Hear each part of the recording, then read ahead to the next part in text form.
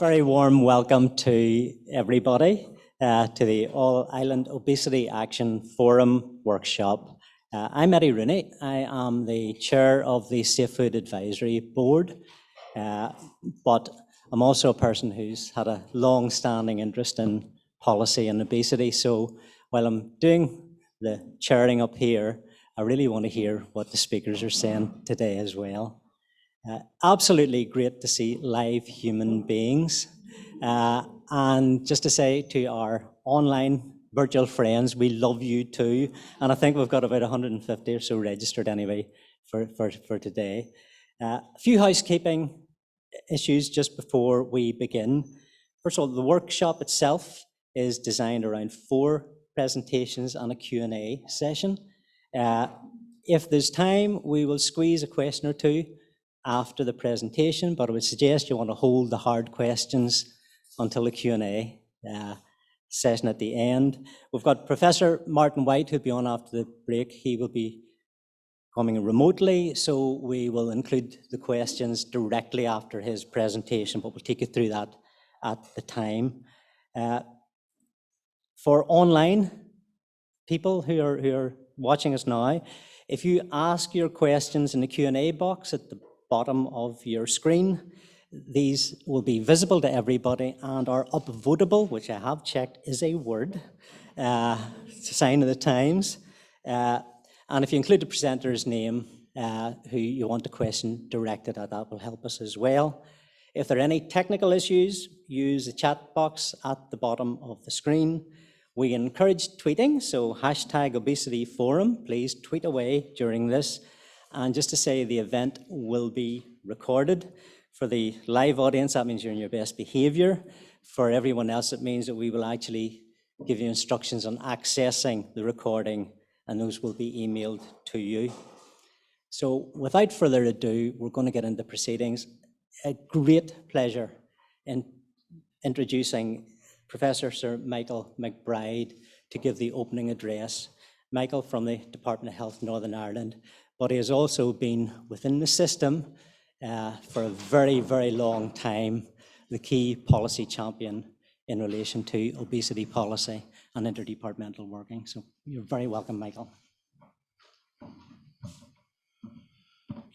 Well, listen, thank you, Eddie, for those kind words of introduction. And firstly, a big warm welcome to everyone online. And as Eddie has said, it's really great to see real people in a room at a conference. I was just remarking over the last period in time, we've had quite a turnover of staff right across, certainly the health service, across public health, and certainly in the department.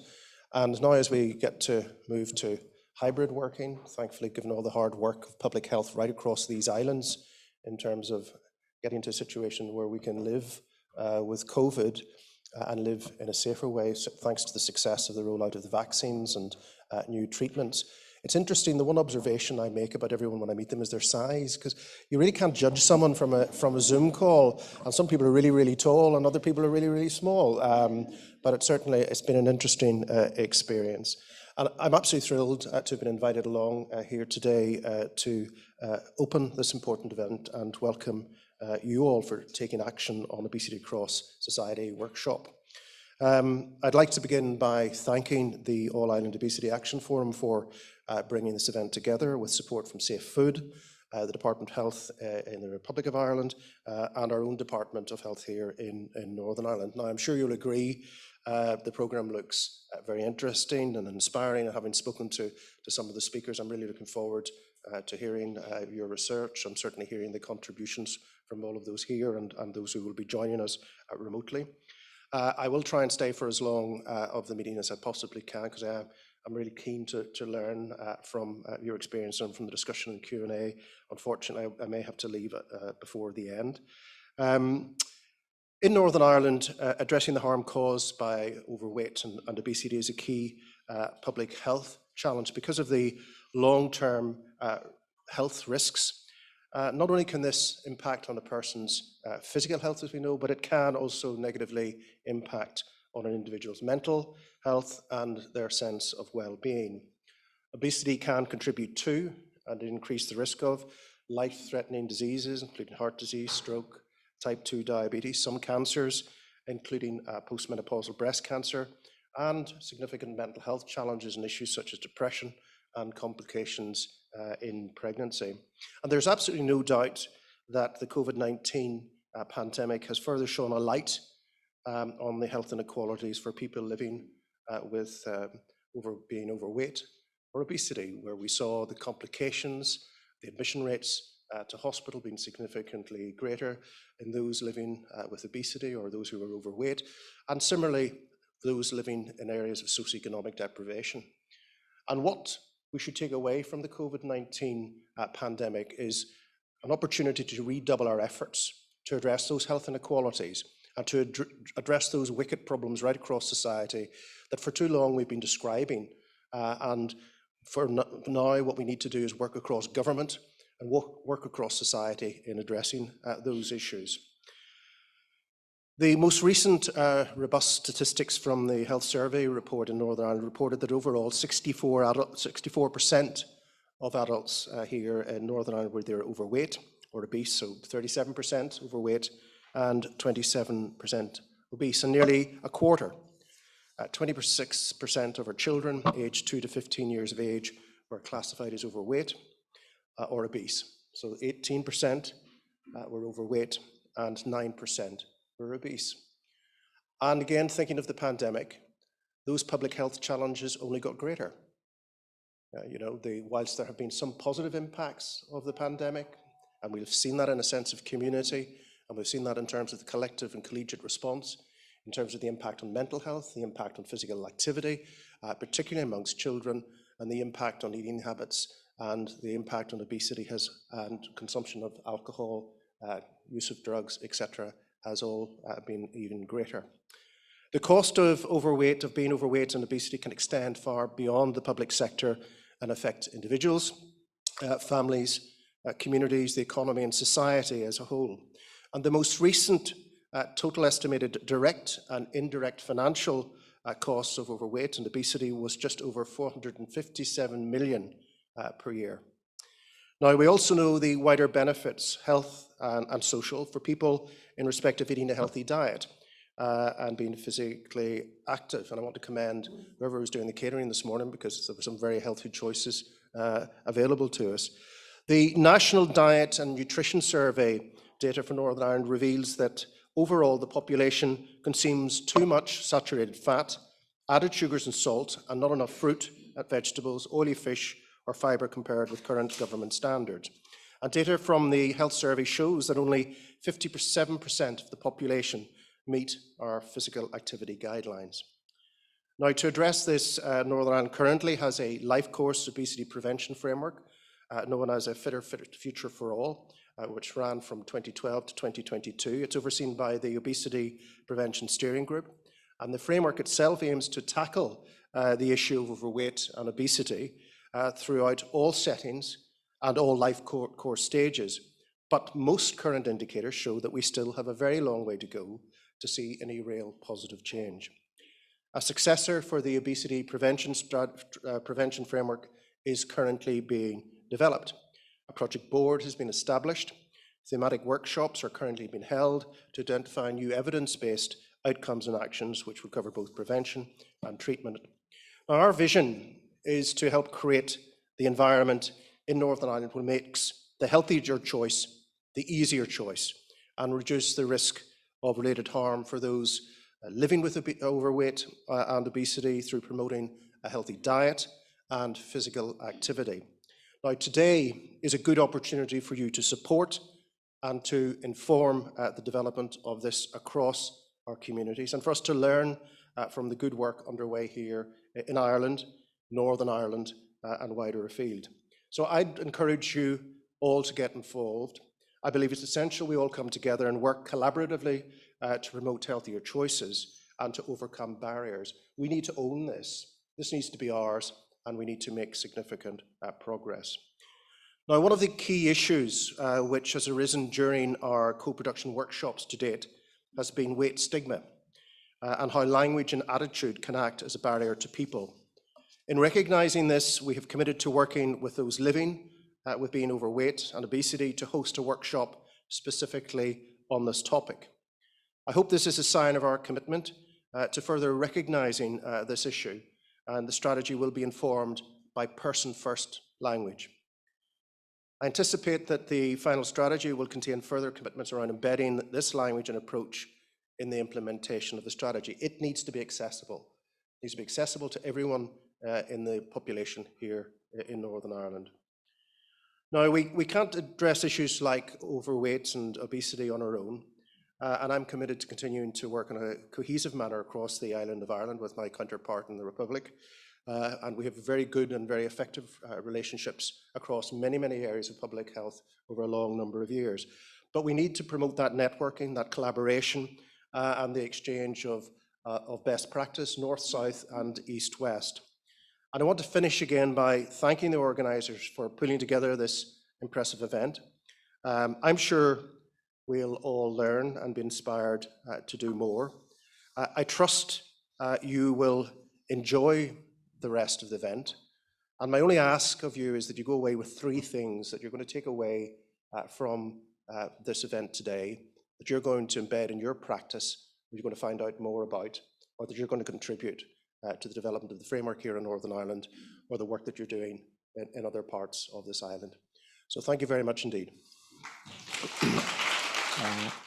For our next presentation, can we move to Nuala Collins, please, from Food Safety Authority of Ireland. Nuala's been leading the Food Reformulation Task Force and will present on the roadmap for food production, food product reformulation in Ireland.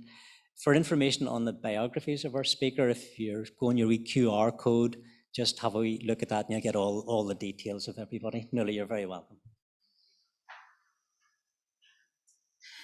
Thank you very much to safefood for inviting me to speak today. It's genuinely a fantastic opportunity to talk about the food reformulation roadmap. We are only in existence a few short months. The Department of Health launched the roadmap in December, and a team to form the task force who are going to implement the roadmap have just been put together. So from February to literally yesterday, we've appointed the most recent member of our team. So I'm delighted with the opportunity to create an awareness about this really important work. It's a great initiative, the task force. It's a joint initiative between Healthy Ireland and the Food Safety Authority of Ireland. I'll give a little plug at the end to invite you to contribute your email addresses to our network, because we're just really keen to build and spread the message and to share all of the science and the background research that we're doing, and to create a network of people interested in food reformulation. Okay. Is it the green one? Oh, it is indeed. Okay, so the public health context is that when you apply the statistics of obesity, of the people, children, teens, and adults living with obesity in the Republic of Ireland, to our CSO, our census data, you come up with a figure of over 2.2 million people living with overweight or obesity in the Republic of Ireland. So our statistics based on the national consumption surveys are 1 in 6 children living with obesity, 1 in 4 adults, or 1 in 4 adolescents, and 6 in 10 adults. So the actual numbers then, 16% of children, 24% of teenagers, 61% of adults. And you can see the progression in the numbers and the way in which there's an inevitability almost. There is some encouraging information on the numbers of children living with obesity, overweight and obesity. It's down from 23%. But as you can see, all of the data that's presented predates COVID. And I was at a conference last week in Europe, and one of the speakers from Slovenia, they had the opportunity to track the levels of obesity in children aged 6 to 14 between 2019 and 2022. And the obesity levels increased in girls by 7% and boys by 15% in that 3-year period. And so I think that these are likely to be very conservative estimates of the numbers of people living with overweight and obesity in the Republic of Ireland. So that's the public health context. The policy context is that we've had this document, A Healthy Weight for Ireland, published by the Department of Health in 2016. And in it, they identify 10 steps forward to prevent obesity. And step 3 is to engage with the commercial sector to agree targets and to monitor progress. And the Obesity Policy Implementation Oversight Group was tasked with looking at reformulation, and in turn they set up a subgroup, and that subgroup have produced a roadmap for food reformulation in Ireland. It's endorsed by the OPIOG group, and it was compiled over a number of years in consultation with the industry and by a range of academics and technical experts. And it's this roadmap that is really forming the framework for food reformulation in the Republic of Ireland. And it's this roadmap that myself and my team have been tasked with implementing. In terms of food reformulation, there are various definitions in the scientific literature, but when it comes to the roadmap that we're working to, what we are talking about is improving the nutritional content of commonly consumed processed foods and drinks. So we're looking at target nutrients, saturated fat, salt, and sugar. And we're looking to improve the nutritional content to reduce these target nutrients in commonly consumed processed foods and drinks. So in other areas, food reformulation sometimes refers to the addition of fiber or vitamins and minerals, but for us, we have just this more succinct aim in terms of trying to implement food reformulation. The targets then are 20% reduction in sugar and calories and a 10% reduction in saturated fat and salt. The Food Reformulation Task Force will implement these target reductions. We will drive progress towards achieving them. And we will engage with industry and all of the relevant stakeholders. So that's organizations, government and non-governmental departments, the industry, manufacturers, the out-of-home sector. We will really garner as much support as we can from as wide an audience as we can. And of course, if you don't monitor, then you're like a tiger without teeth. So the monitoring part of the programme is exceptionally important. And we will be working towards elaborating that monitoring process in H2. And then, of course, information dissemination is really important. And we had our first event to really lift the bonnet and to show anybody interested in food reformulation the approach that we were taking, the scientific approach, the robustness of the setting of the baseline for monitoring, and the way in which we've identified the food categories that the targets will apply to.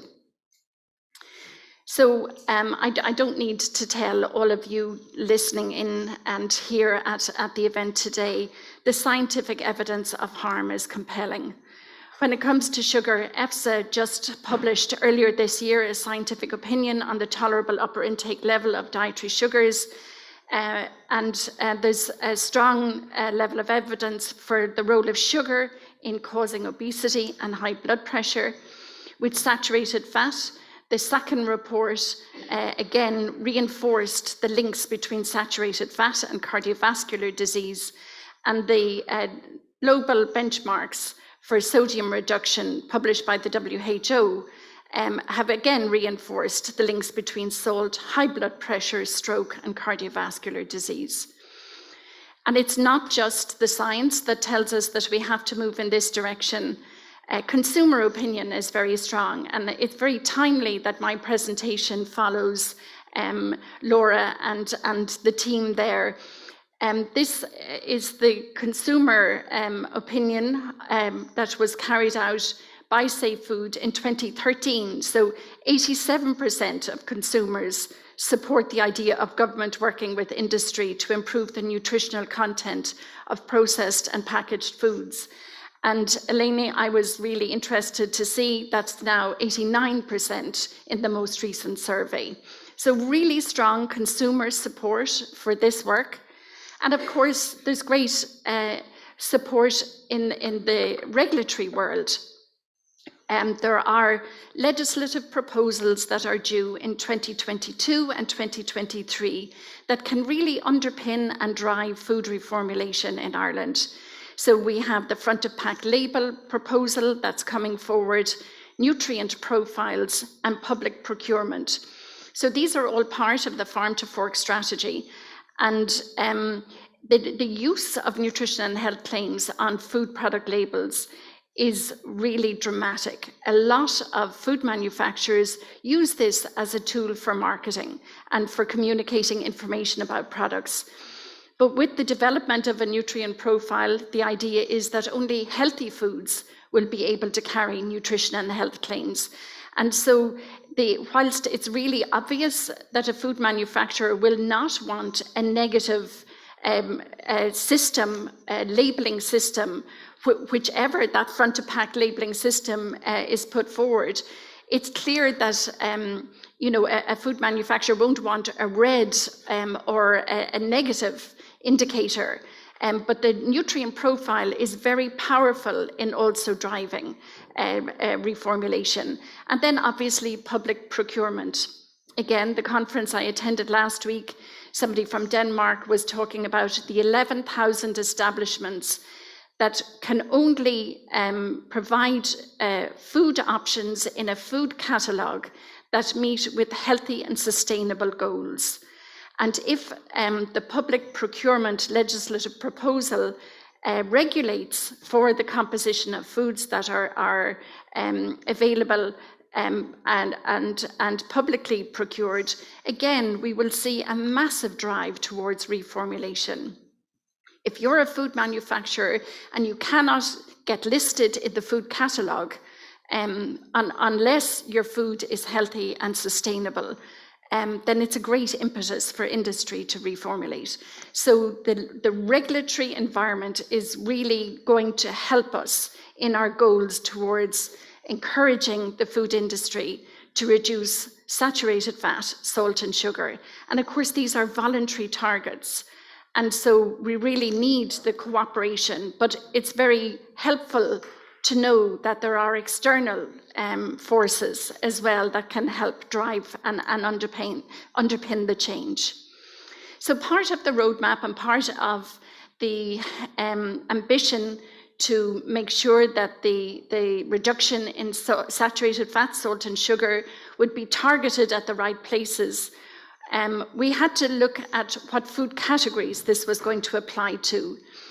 So the first step was to look at our national diet consumption surveys and to review how foods contributed to saturated fat, salt and sugar.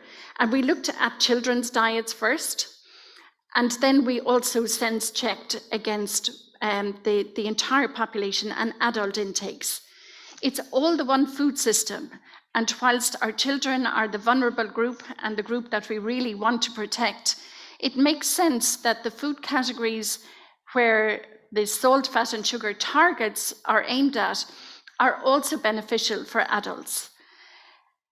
Then we looked at global best practice. We looked at national, international and supranational best practice. And we looked at what other countries were doing to see if we could borrow with pride some of the ideas that were already in reformulation projects and plans throughout the world.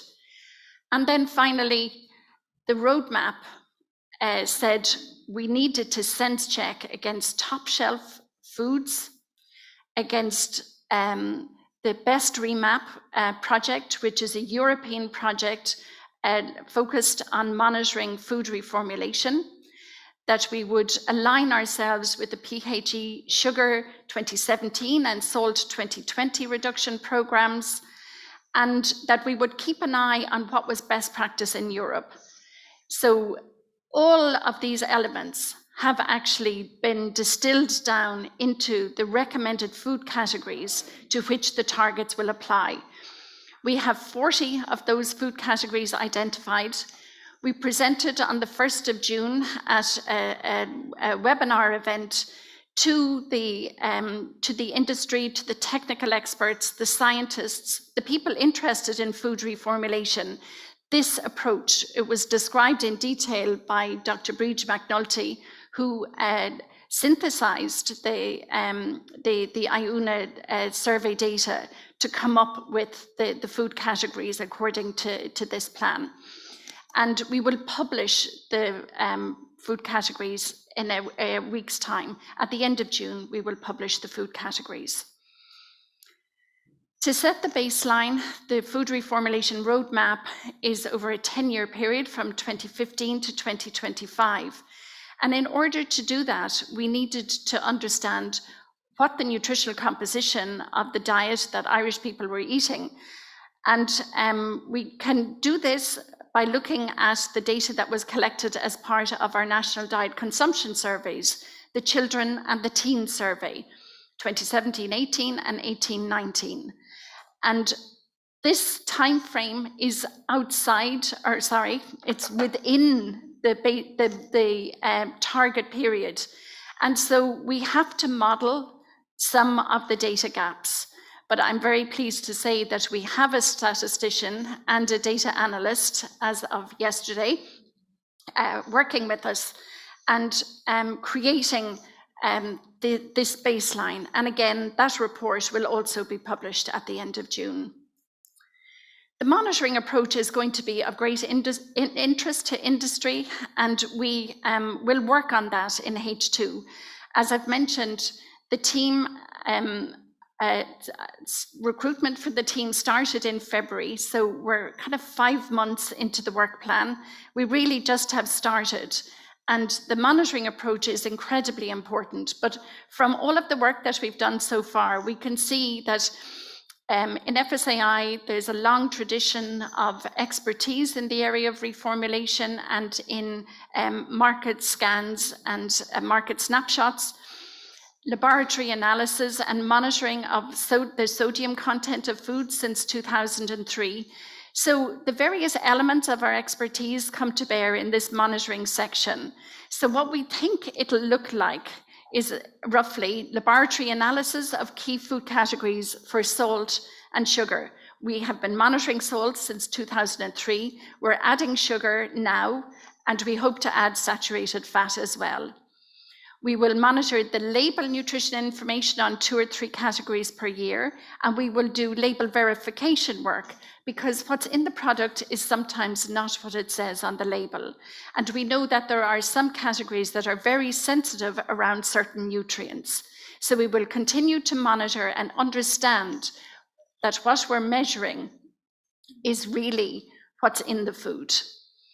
We have fantastic data on certain categories from 2016, 2018, 2021, 22, and these are ideal as marker or tracker foods.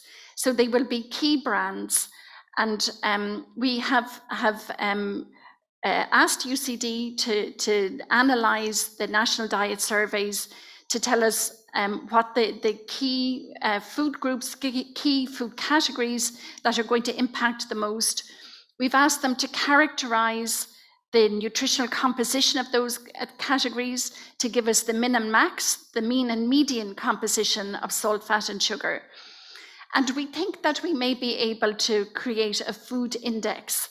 And this is an idea that has the statistician has come up with. So we'll see how that one fares out. Creme Global have been doing a lot of reformulation monitoring in the industry already. We'll be really keen to understand what their approach has been, and again, what we may be able to incorporate or learn from. And of course, industry engagement is going to be very important. I've already had contact with Lidl, who have been running a reformulation program since 2018, and there's some marvelous learnings and sharing of information. So that's a brief glimpse of what we think the monitoring approach will look like, and we'll be working very hard to bring that to life and to put it into a process by the end of the year. So our stakeholder management is really key, and as I mentioned, the roadmap was established with industry consultation, and that industry consultation is very important.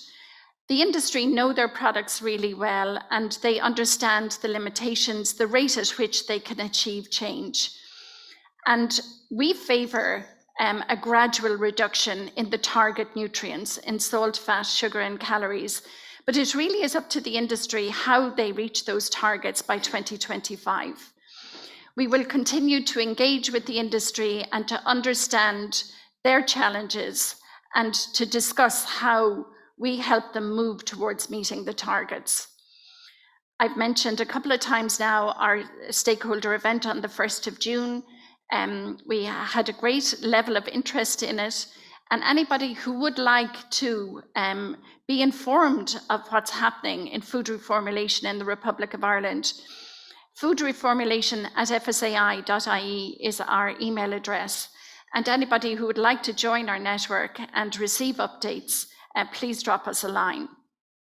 We launched a website in May 2022, and that's to support the industry with case studies, best practice, conferences, and general information on support systems like the Food Product Centre in Teagasc, Board Bia, Enterprise Ireland, the university and the colleges.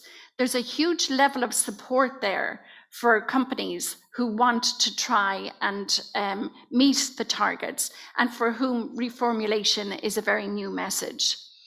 And then in Q4, we will have a collaborative workshop event for the exchange of information with industry as well.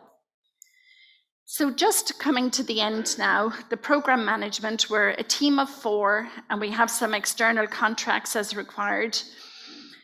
There's a governance supplied by an oversight group composed of people from FSAI and the Department of Health. We really aim to work in a transparent and open way and really value communication as an important method of being successful. We will have an advisory group, made up of technical experts and scientists. We've yet to appoint, and advocacy and support is going to be incredibly important. And I think I mentioned that at the outset, whether it's the Irish Heart Foundation or the Irish Nutrition and Dietetic Institute, the Consumer Association of Ireland. We want everybody knowledgeable and talking about food reformulation, because we have to succeed. We have to get to a place where the food that is available, whether it's at work or in the supermarket or in a restaurant, has a better nutritional profile than it currently has. And here's our roadmap implementation. So gather a team of talented and energetic people to the reformulation team. And it has taken a few months to do it, and I'm delighted to say anybody listening will know that it's a job seekers market. They're calling it the Great Reshuffle, I understand. No regrets is another phrase you hear all the time. So very difficult to recruit and retain people, but I have a fantastic team working with me. We will communicate clearly and often to as many audiences as possible what the reformulation targets are, and to make sure that the people who are involved, and it's all of the food industry, really needs to be looking at what's in their foods. We will work in a transparent way and connect with those who are being asked to participate. We'll support the work of reformulation by working with organizations, by advising and educating. We will monitor progress, a really key part of our plan, and we will publish annual reports on progress. And I understand that the publishing of progress is incredibly important to success. I think that's probably self-explanatory. So look, just again, last word on if you would like to be updated on our progress, to receive the reports that are being published at the end of the month, it's foodreformulation@fsai.ie to join our network. And again, my sincere thanks to Safe Food for inviting me and giving me this opportunity. Thank you.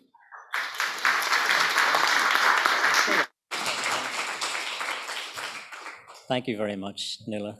Out of the two presentations that we've had up to the break time, we're getting some insight into the complex picture of relationships of interest and indeed methods that need to come together if we're going to have impact in terms of food and nutrition in our society. And I did love Tiger Without Teeth, some cuddly about that, if we don't have the monitoring. We have a few minutes before we're breaking for the break. If there's anybody who'd like a question for Nuala, so we don't let her off too lightly.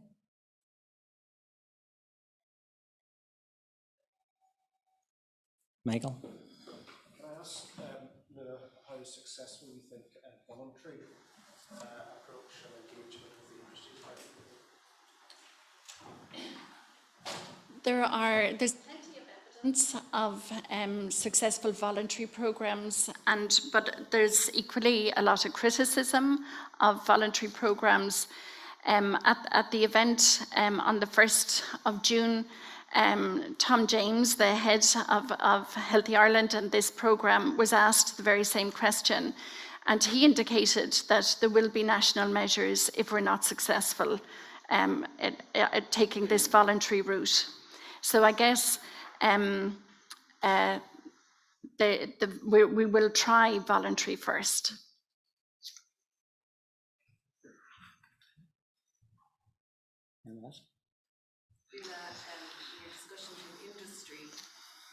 Where do you see the key challenges coming? I mean, I really probably mean from a technical point of view, is it the reduction of fat or sugar? Is it a particular category of foods? Is there an area of challenge that you see as more elevated than others? When I studied dietetics and nutrition, we were taught that there is no such thing as a good food or a bad food. The news is there are good foods and there are bad foods. There most definitely are. When the food categories are published, you will see the food categories that need to reduce salt, fat, sugar, and calories. There are 3 food categories that are too high in all of the target nutrients. So I think that is going to be a challenge. And the advice from Public Health England, and we had fantastic advice from the 2 dietetic leads for the salt and sugar reduction programme, was that you want to keep the messages simple. You want it to be clear what needs to be done. And the technical difficulties of reducing salt, fat, and sugar are there. Because normally when you reduce one, another increases. And in fact, that's really well reported in the literature. It's called the seesaw effect. So we really need the food scientists and the technical experts and to really work hard. It is going to be challenging, I know. For some food categories, it's going to be extremely challenging, but the science is compelling. Like, we don't have a choice. There are bad foods out there. We have to change the food environment. Thank you very much.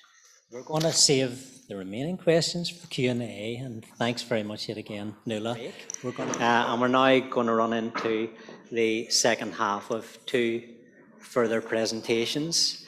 We'll have Professor Martin White in a second, and followed by Dr. Hannah Dearie as well, and then in the QA session. So for our next presentation, we're going to have Professor Martin White, who co-leads the Population Health Interventions Programme at the University of Cambridge. Martin will talk about reappraising policy change on reducing obesity.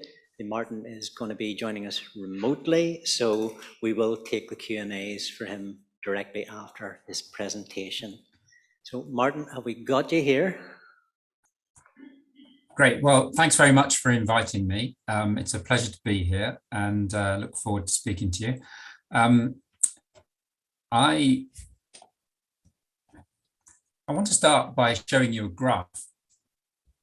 This will be a familiar picture to you, showing how population prevalence of obesity and overweight have increased over time.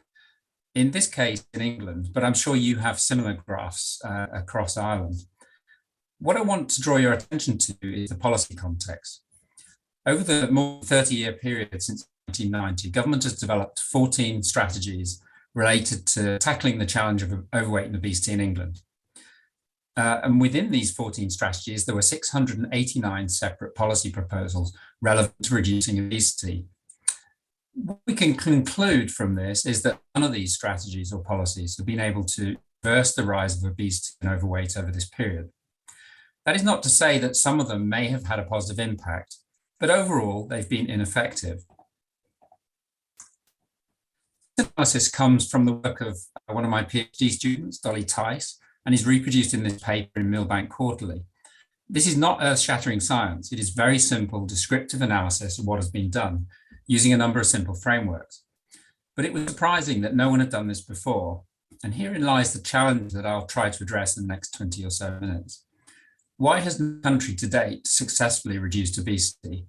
Why have we failed to recognize this? And what do we need to do differently in the future? I'm not going to rehearse the epidemiology of obesity, which I expect you know very well, but I wanted just to emphasize what we know. It's a whole population problem that emerged over more than 50 years. Its main driver is what has become known as obesogenic environments, ones in which there is primarily an abundance of low-cost, energy-dense foods, accompanied by lifestyles that are more sedentary than they used to be before everything was mechanized and digitized. We know that this results in excess energy intake, and risk of this is strongly socioeconomically patterned. So eating too much is the key issue we have to address. And all of the factors that lead to excess energy intake result from system failures. This was all set out very elegantly in the Foresight Obesity Report in 2007. So there's nothing new here, but I do think that policymakers, academics, and advocates really failed to take heed of this message. So we've lost valuable ground in the intervening 15 years. In our paper in The Lancet in 2017, Harry Rutter and colleagues set out why we need to foreground systems thinking if we have to tackle intractable problems like obesity.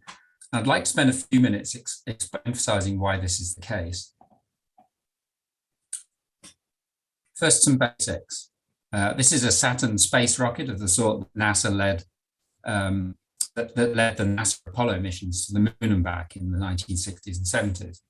It's a hugely complicated structure with millions of parts, but every part is specified and, setting aside human error, can be expected to act in a predictable way that allows this extraordinary feat of human endeavor.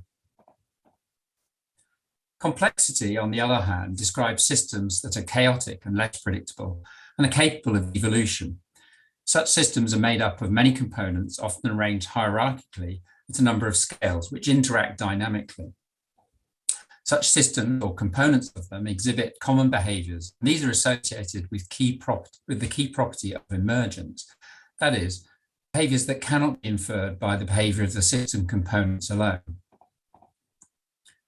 Such systems are often held in a state of equilibrium and respond to external influences in ways that seek to maintain that equilibrium. These principles have been shown to apply to many biological systems, as well as systems predicated on human behavior, such as the commercial food system. The nature of system equilibrium has been described in relation to food marketing as the balloon effect. If you squeeze a balloon, it doesn't get smaller, it just changes shape. And so it is with the food industry.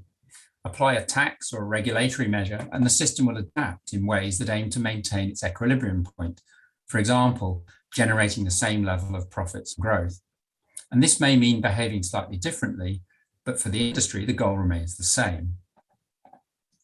And we saw this, for example, in relation to the soft drinks industry levy in the UK. Some manufacturers reduced sugar content to avoid the tax, which was a good outcome for public health, whereas others used other tactics. For example, Coca-Cola reduced the size of their bottles and increased the price in order to pay the tax, charging more pence per litre to customers. But this did not reduce sugar content, so it was not such a good outcome for public health.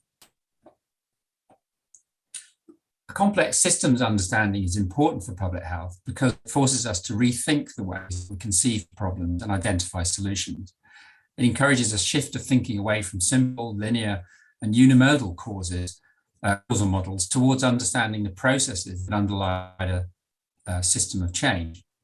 Put simply, if key problems we have to deal with are emergent, albeit unwanted and unanticipated properties of systems, then we'll need to reshape the systems to tackle them.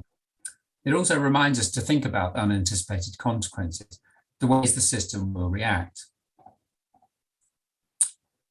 So this is how we thought about the system that generates obesity and other NCDs in a paper in the BMJ in 2020. If the key driver of obesity at population level is excess energy intake, then we need to understand how the system leads to this outcome. Our diagnosis in this paper focused on the vicious cycle that maximizes profit from highly processed foods. Back in the post-war years, we had rationing, and the food industry focused on maximizing production to ensure enough food for everyone to eat. Then, coupled with social changes in the 1960s, there was also pressure for greater convenience. With more of the population in work, there was demand for faster foods, and industry responded with more and more sophisticated food processing. This proved highly successful economically. Industry recognized that processing adds value, which can be further enhanced by marketing, which then stimulates demand. And as we move towards the 1980s, with the emergence of neoliberal economics, investors recognized the extraordinary power of this business model and wanted more. Only then we had a problem. Well, several problems, actually. This cycle can be seen as virtuous from the point of view of profits and growth. But if you step back and see the external costs, those costs for society, which industry does not bear, then we can see this as a market and system failure. The demands of shareholders for continual growth mean that industry is now locked into producing more and more processed foods and adding more and more value with advertising in order to satisfy their investors. This is what Henry Dimbleby in the UK's National Food Strategy Review published in 2020 called the junk food cycle. And in his excellent analysis, he recognized that breaking the cycle would demand interventions to correct the current system failures, powerful levers for system change. For example, using a fiscal policy to help internalize the external costs of industry. But a word of caution, even taxes might not be powerful enough. Building on the work of Donella Meadows, Diana Finegood and colleagues have characterized 5 levels of interventions according to their power to shift the food system. At the lowest level, they describe changing structural elements such as food store layouts. We know that consumers are more responsive to products at eye level, on the ends of aisles, ends of checkouts, at checkouts, and which stimulate impulse purchases. And at the next level, interventions disrupt feedback pathways, and this is where taxes come in. Above this, interventions that change the entire system structure. But I guess you can imagine how challenging this would be in relation to the food system. System structures are determined by goals and its paradigm, the highest 2 levels, and perhaps this is where there is some scope. If we can start to reshape the goals of the system so that profits and growth are not the only outcomes valued, as has been proposed using the so-called triple bottom line, which incorporates considerations of people alongside planets. The economic paradigm that drives the huge external costs of food processing is, of course, the underlying problem. But other models have been suggested, such as Kate Raworth's donut economics, which encourages businesses to operate within what is sustainable for the planet. Clearly, similar principles could be applied to human health. So let's return to our study of obesity policy in England and unpack it a little further to see what we can say about past policies and the direction of future travel. In analysing past published policies, we use these frameworks.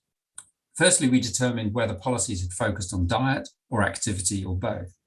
Then we looked at how interventionist policies were using the Nuffield Ladder, to which we added some new codes to represent types of policies that didn't quite fit, such as new standards or evaluation policies.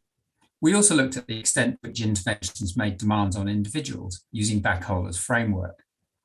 Lastly, we developed a set of criteria for information viability, looking at whether funding was allocated, the target population specified, or the actors identified, etc. So just to remind you, this is the Nuffield Ladder, and as you can see, is focused around the extent to which individual choice is limited by interventions. More powerful regulatory interventions tend to make the healthy choice the obvious choice, for example, by changing what is available in school meals, or by restricting or eliminating choice, for example, by banning trans fats in processed foods.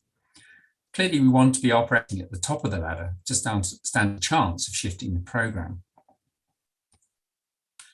Backhoe's framework is related in that it focuses on the extent to which interventions make demands on individuals. Structural interventions, such as the soft drinks industry levy, don't make demands on individuals. They act to change the food environment. But more agentic interventions, such as educational campaigns, place the burden on the individual, who has to interpret information, make plans to change their behaviour, and then implement these plans of their own volition. More agentic interventions, and those at the bottom of the Nuffield Ladder, are less likely to have any effect on changing the system, as the food industry has no incentive to respond. In our analysis, we found that despite the evidence that excess energy intake drives obesity, only 33% of 689 policies focused on diet. Most were weak policies with little or no potential for system leverage. Exceptions were contained in the most recent Childhood Obesity Plan for England, published in 3 chapters between 2016 and 2019. So these included the soft drinks industry levy, the proposed, sorry, just excuse me a minute, I need to just move something on my screen. The proposed ban on sale of energy drinks in high caffeine drink for children, mandatory calorie labelling in out-of-home retailing, the 9 p.m. watershed on TV and online advertising, ban on volume-based price promotions, and the ban on location-based price promotions for high-fat, salt and sugar foods. It also included the industry sugar reduction and calorie reduction strategies, although those seem to have disappeared with the dissolution of Public Health England. According to fine goods analyses, these represent moderate or relatively weak policies, but they are the strongest we have to date, and they do have some potential to shift the system. Progress with these potentially important policies has been slow since they were first announced in 2016, with public consultations taking up time and affording an excuse for delays. More recently, some of the more powerful policies, for example, the 9 p.m. watershed on advertising and associated price and place-based promotions, have been kicked into the long grass by government, using the cost of living crisis as an excuse. And this reminds us that policy making is also political and does not necessarily respond rationally to scientific evidence, but to events and their impact on the electoral cycle. Overall, policies tended to make considerable demands on individuals, so were not designed in a way that were likely to be effective at reshaping the system or to be equitable. And even when there were structural interventions, the majority were voluntary measures, such as the UK's Public Health Responsibility Deal, which we know to have been ineffective. When we looked at policy implementation, the picture was equally bleak. Only 8% of policies fulfilled all of our criteria. And key criteria such as having a budget, supporting evidence, or an evaluation plan were largely absent. So to draw things together, obesity is a systemic challenge, and if we are to be successful in reducing obesity over the next 30 years, then we'll need to embrace systems thinking urgently. Only by understanding the fundamental systematic drivers of obesity can we then identify the most powerful leverage points in the system. This is a generic task, since there is no reason to believe the commercial food system differs from place to place, in high-income countries at least. Powerful levers for change will need to reshape the system by influencing its paradigm or goals, or perhaps interrupting key pathways, such as feedback loops. But to understand this fully demands getting into the mindset of the commercial sector. One has to think about it from a business perspective. But even then, more closely aligning public health and commercial goals will be a challenge without a shift in the system paradigms or goals. What this will mean in practice, for example, is that healthy foods become as profitable as unhealthy foods are now. For now, let me close by sharing some principles and examples of potential actions. Firstly, the principles. So, as I say, these need to focus on the most powerful levers for change. We need to recognize that industry is locked into current practices and work disruptively to change the system. We need to identify and preempt unhelpful industry reactions to policy as well. And we need to learn from existing policy implementation. It's really important that our interventions act at a population level, that we don't simply focus on individuals at high risk if we are to turn around the epidemic. And we need to ensure that interventions minimize demands on individual agency so that they're effective and equitable. I think it's really important that we recognize there's no silver bullet. We are going to need multiple complementary interventions, including those to mitigate unanticipated consequences of some of the interventions we deliver.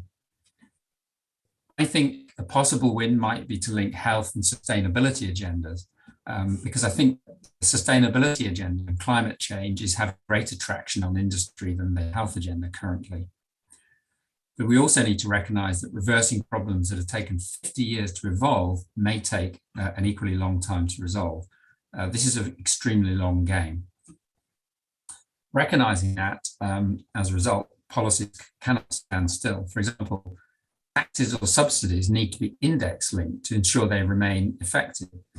The soft drinks industry levy in the UK was set in 2018.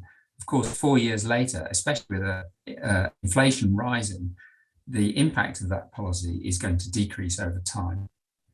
The policy making also needs to be reflexive in order to respond to changing context.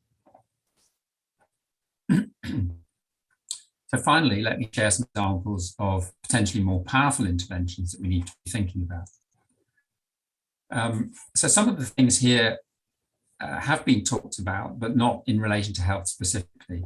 One is, for example, trying to shift to a more multi-dimensional valuation of companies and alternative business models based on things like principles of the triple bottom line.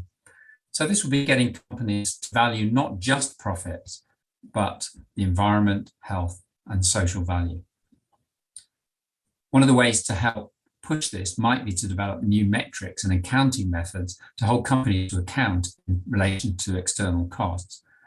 I do think that trying to get companies to cover those external costs is going to be essential. At the moment, industry generates massive external costs, not just to health, but also to the environment.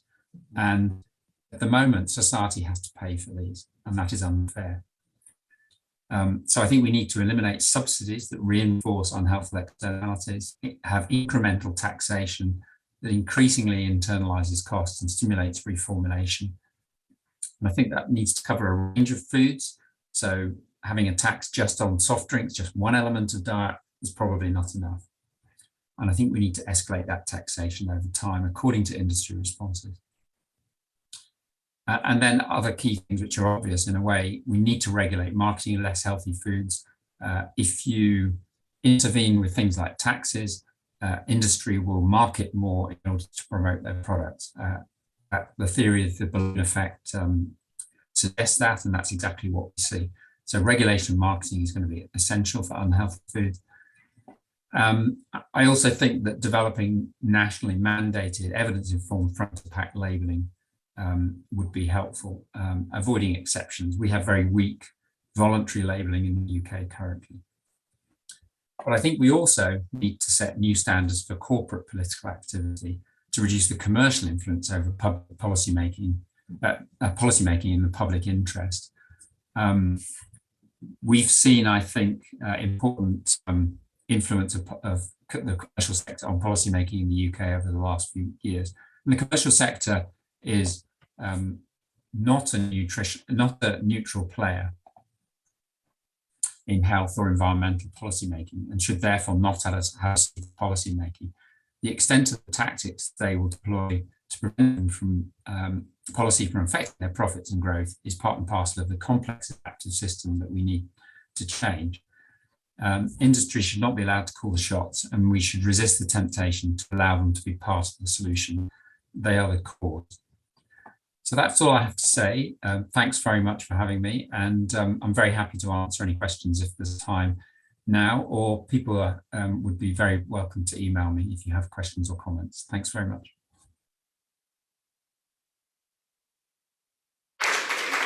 Thank you very much, Martin. I have to say, one of the things I took from what you said was the importance of policymakers getting below the surface to understand the complex dynamic of social systems.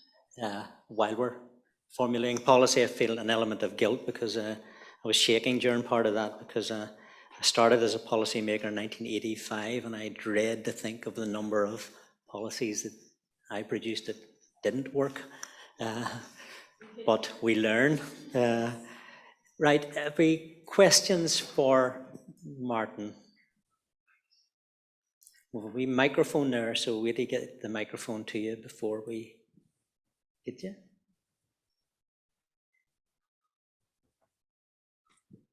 Hi there, thanks very much. Laura McGowan here from Queen's in Belfast. Thank you so much for your talk, Martin. It was really, really interesting, and I've read the paper previously with great interest.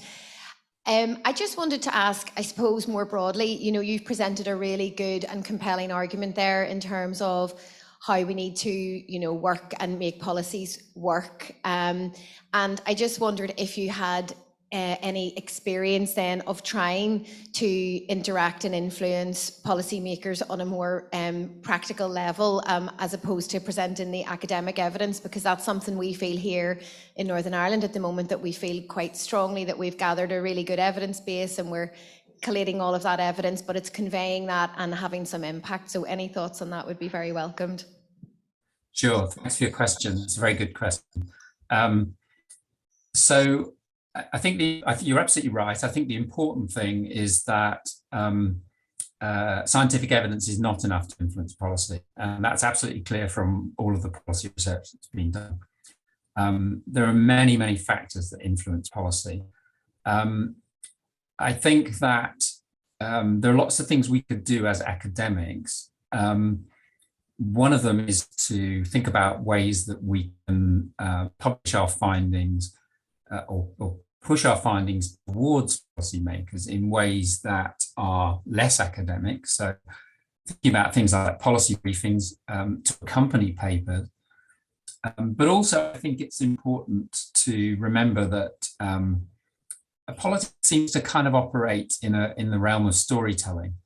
And I think to be able to tell a story around your research and ground it in human experience can be really helpful. So I think thinking about ways of communicating what you found in a way that will appeal to policymakers and appeal to them as people, as parents and that kind of thing, can be really helpful. We found actually that working with non-governmental organizations, particularly with advocacy groups, can be really helpful. From my point of view, we try to maintain scientific independence and not be seen as advocates, because I think once you start advocating, then you're taking a position on the scientific issues, and it's more difficult then to remain neutral, as you should as a scientist. So sticking to doing science in an objective way, but sharing those findings with advocacy groups so that they can do the advocating on your behalf, I think is a really good move. And also they're incredibly expert at it. We work with various groups in the UK, like the Food Foundation and so on, who are very, very good at advocating, and they have developed sophisticated parliamentary engagement strategies. So I think that would be my top tip in a way, work with the experts. We're going to go online for a question, I think, if I can get it on the screen.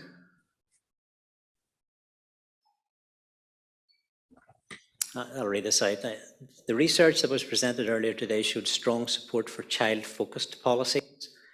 Is that an approach your experience would back up in terms of effectiveness? Child-focused. Yeah, so I think that's a good question. Look, it's really important to prevent children from becoming obese, obviously, and that is a key problem that we have. However, we also have very high levels of obesity in the whole population. And sorry, I'm using obesity here as a shorthand for overweight and obesity. So we do need to think about whole population interventions. However, it's very, very clear that appealing to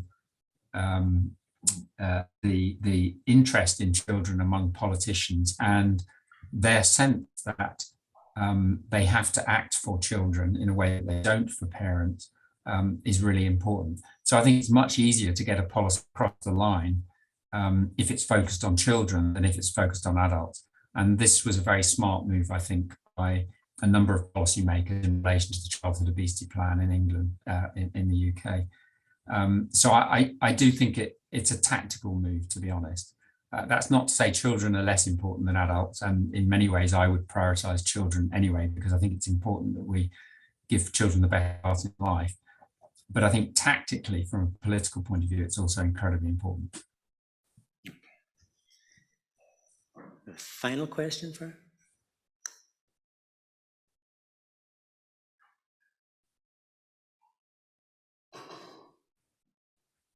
Okay, Martin, we're going to release you exactly on time. Thank you very much. Absolutely thought-provoking, stimulating presentation. Really appreciate it. Thanks very much. It's been very enjoyable. Thank you. Okay.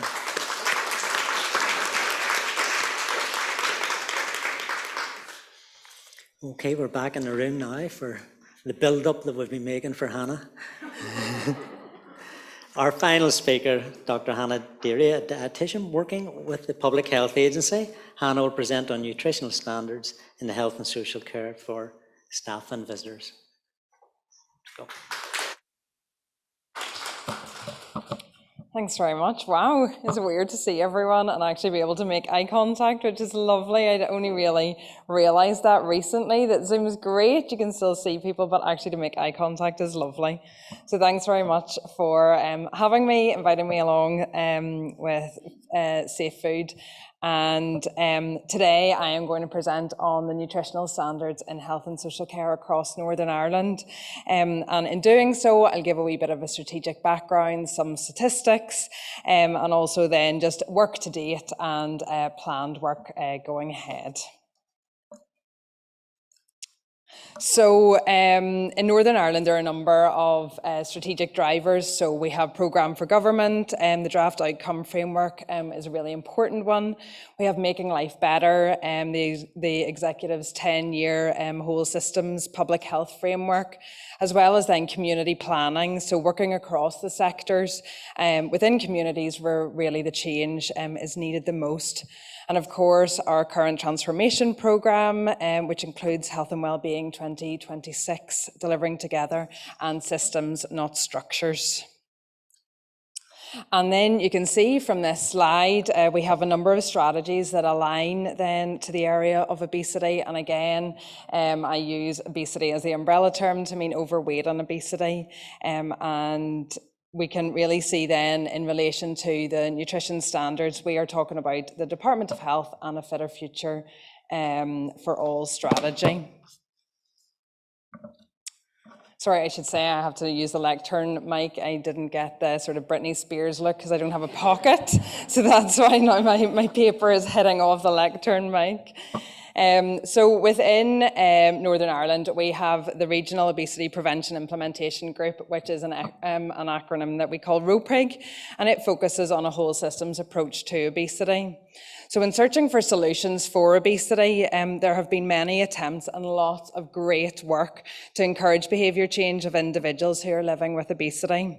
However, many of these attempts have not led to the desired level of change that we wanted. And one of the reasons may be that many of these efforts have really focused on individuals and on singular aspects of those living with obesity and behaviour change and the environment.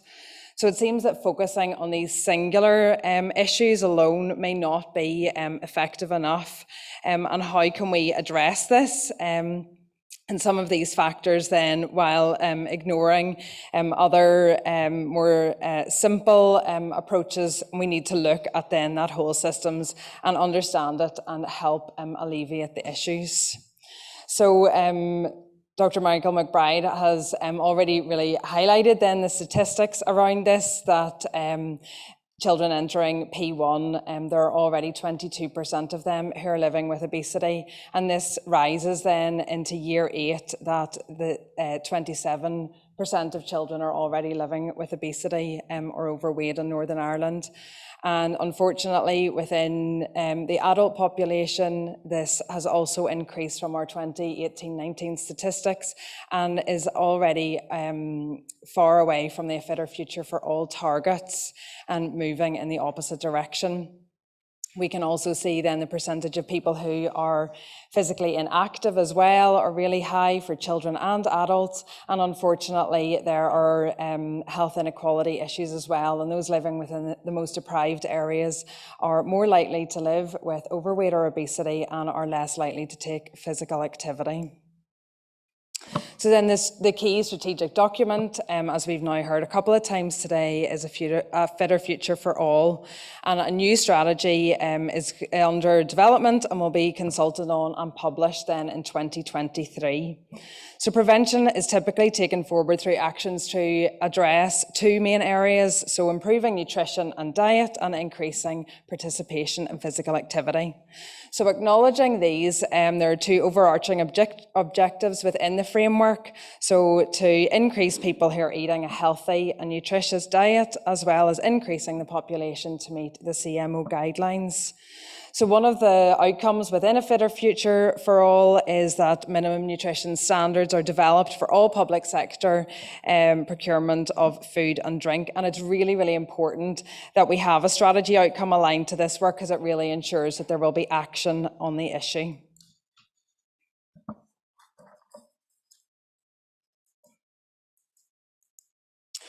So a Fitter Future for All has a number of targets then to help reduce people living with overweight and obesity. And with regards to the nutritional standards, a Fitter Future for All really indicates that the food provision within health and social care settings is this area for development and support for these targets. So this is in terms of the food provided within these settings for staff and visitors to really become healthier and more nutritious, and also to lead systems change and really model good practice to improve the standards across Northern Ireland and help making healthier choices become more normal within then that setting. So we are absolutely delighted that this is the look and feel of the new relaunch of the standards within Northern Ireland to support the implementation. This is hugely a partnership approach.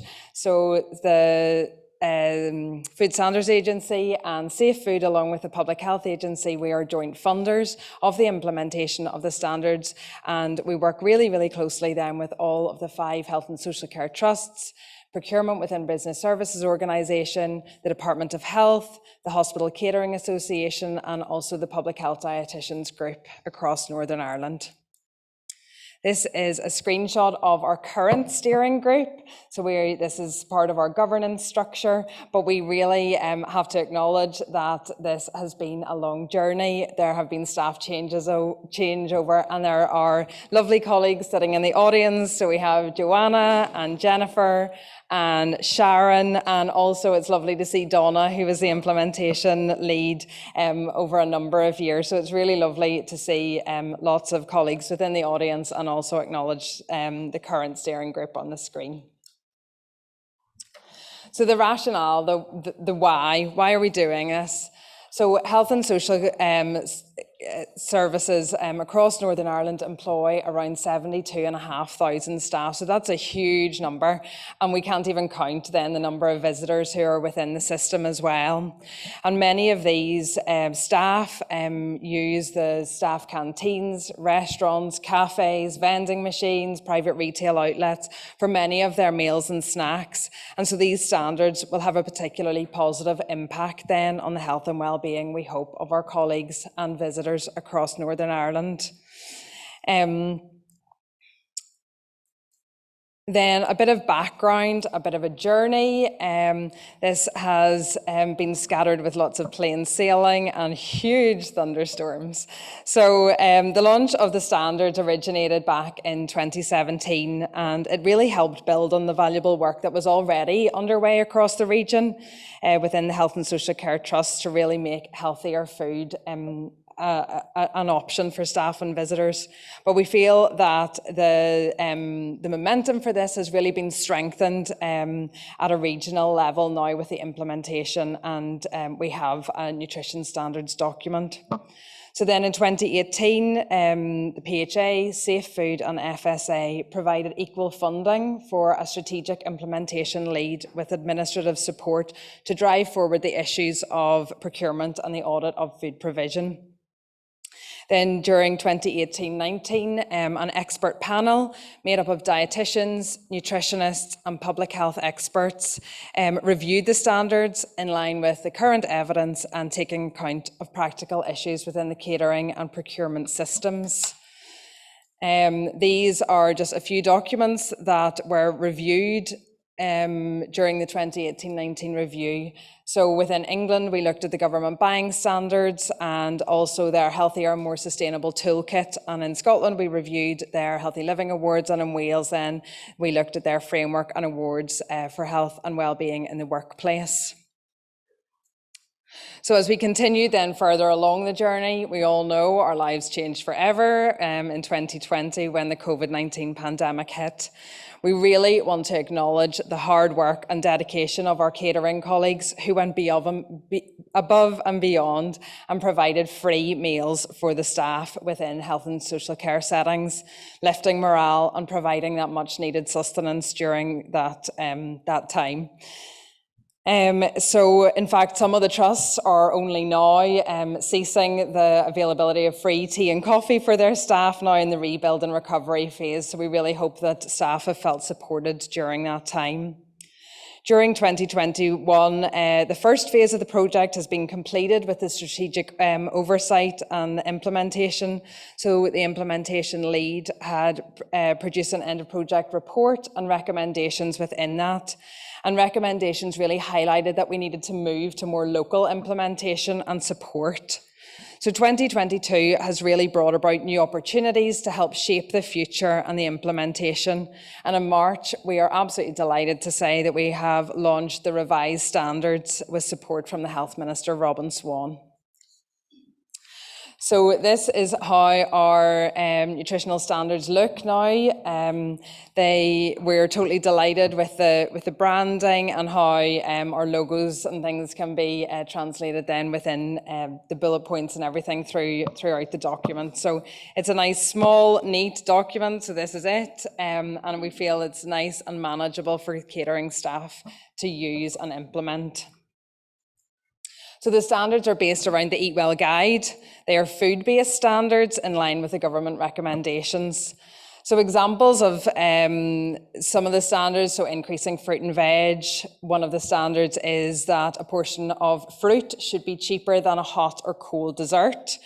Recommendations in line with government to increase fish. So there should be at least 2 portions of fish on the menus throughout the week, and one of these should be oily fish. And also to use lower fat dairy options. So 75% of milk on display should either be semi-skimmed, 1% or skimmed milk. And also then using foods less often with high fat, salt and sugar. So these are used less frequently than within the menu plans. So this is our new logo that really incorporates a nice new feel, clean look to it, and we've ensured that there's consistency in the look and feel, and produced brand guidelines and included primary and secondary colours. So this is detail of the 5 main food groups as mentioned, with then the new addition of the food environment standards. So these include fresh tap water is freely available, that no salt or sugar is displayed on the tables, and all confectionery is removed from the tills. We have also developed new guidelines for vending machines as well. We have introduced calorie caps on confectionery items, so all confectionery within the vending machines will be 125 calories or less, and on savoury items the calorie cap is 200 calories, along with sugar-free, low-calorie drinks and at least 30% of plain water within vending machines. So we've worked really, really hard with catering and procurement staff to implement these standards, and we are delighted to say that 100% of vending machines are compliant with the nutritional standards. Here are some more pictures of the look and feel. So these are vending posters and stickers then. This is to help communicate to staff the changes that are coming into play, and to really give customers that choice to be able to make the healthy choice the easy choice. This has been a poster that has been developed following engagement with the public health dietitians group across the region, and also with our catering managers during an engagement workshop back in January.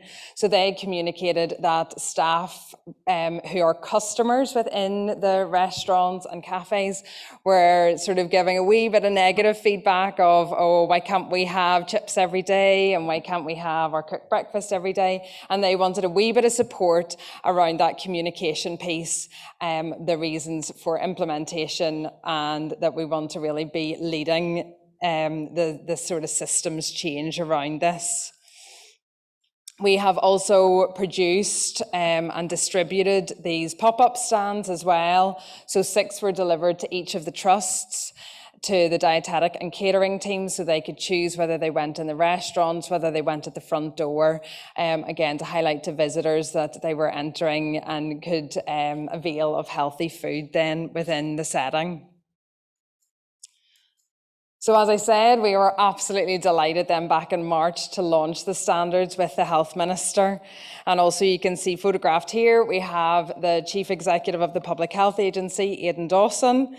We have Safe Food Chief Executive Ray Dolan, FSA Deputy Director Andy Cole, along with the FSA Board Member Colin McKenna and Eddie Rooney as well, which we were delighted to see as Chair of Safe Food Advisory Board, but we still like to claim him as our old PHA Chief Executive. But I had to include a wee selfie here. Laura McGowan was delighted as well that it's not all just men in suits. So this is just a wee example of behind the scenes. So these are my colleagues, Naomi in FSA and Joanna in Safe Food. And it's just lovely to represent and show the passion and commitment that we have behind the standards, that when we were up at the Department of Health for the photo shoot launch, that we had to take a wee selfie as well. So from the launch of the standards, we've had a few media opportunities, which has been really, really good. So it's been picked up by a few different places, which we'll go on to show you. So Safe Food developed the press release, but agreed the text because we work in such a fantastic partnership, but they led on this. So we're all really hands up steering group that if anything needs done, we're nearly fighting who's going to do it, but in a really good, friendly way. We have also the nutritional standards on all 3 organisation websites, so FSA, PHA and Safe Food. So again, agreed text and web images and developed an accessible version. That's just an example then that we all have it up. We have also had numerous social media opportunities with Twitter, LinkedIn, Facebook, Instagram, and we also have support from all of the 5 trusts as well. The article was picked up then with some of the newspapers. So here is an example from the Irish News, We were also featured in Love Belfast, in Business First as well. And then it was picked up by BBC Newsline. Now, this is a clip that I want to hide behind this curtain because it's of me, but if hopefully we can, I've been told if I click again, it'll play. Now, the health content of food in our hospitals and other healthcare settings is due to improve. The Health Minister, Robin Swan's, announced a review of the nutritional standards of the food on offer in hospital cafes and restaurants, vending machines and shops on site. Some of the measures include more fruit, vegetables and whole grains, no salt or sugar on tables and no confectionery at the tills. It's hoped the changes will help improve the health and well-being of both patients and staff. With over 72,500 staff employed by the health and social care system, and also then all of the visitors that would be visiting within the hospitals as well. So we really have a great opportunity here to help support a healthier choice of food for all who are choosing food within hospital settings. Here we go. I have to say, it makes a lovely change to be in person and not sitting in my bedroom as I was there. We also then got picked up as well from NVTV, and that was just a really nice piece. It was a lot more relaxed than BBC, and it really allowed for a 10-minute conversational piece as well. So then we can see some of the nutrition standards in action. I just wanted to show some of these pictures. The Northern Health and Social Care Trust dietitians are wonderful girls on Twitter all the time. And you can see here one of the quotes from Paula Marshall. She says, "The Northern Trust catering teams are working hard behind the scenes to provide Northern Trust staff the most nutritious options in line with nutrition standards. So proud of all the hard work and innovation that's going on." And also that top middle picture is one of the breakfast options on offer. I can appreciate that the picture looks a wee bit distorted. So what it is a poached egg on whole grain toast with spinach, mushrooms and tomatoes, and then it's garnished with lime and coriander. And Paula said it was absolutely delicious. So it's just really, really nice to see those vibrant colours, the different fruit stands and the different healthy meal options. So the progress to date, so just a wee bit more detail on what's happening on the ground and what has happened since we put resource in for the implementation lead. So there's been audit of the catering outlets to benchmark against the standards, the assessment of availability of products, menu reviews and calorie information, as well as fruit loyalty schemes. So that was developed in the Western Trust, and then learning across the region is now implemented across all trust areas, and engagement with staff, and also support and training for catering staff for implementation of the standards, and also training for staff who are the customers within the settings as well. So also progress, we had engaged with the Innovation Lab, and they had conducted research into tasty labels and the concept then of behaviour change. And the easiest way to explain this is really the Marks and Spencer's advertising. So this is not just this is a Marks and Spencer. So it's something very similar to that it's how do you explain and make it sound really appealing to increase the sales then of the healthy options. The Food Standards Agency have previously funded a pilot within 3 of the council areas. So it was Belfast, Lisburn and Castlereagh City Councils, as well as Fermanagh and Omagh District Council.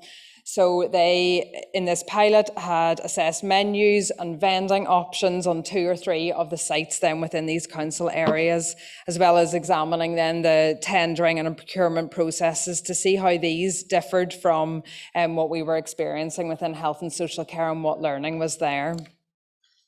The Food Standards Agency now have gone on then and are leading a project with the 11 district councils now to see, to scope how the standards can be extrapolated then outside health and social care, and as a fitter future for all, the target is to expand these then into other public sectors.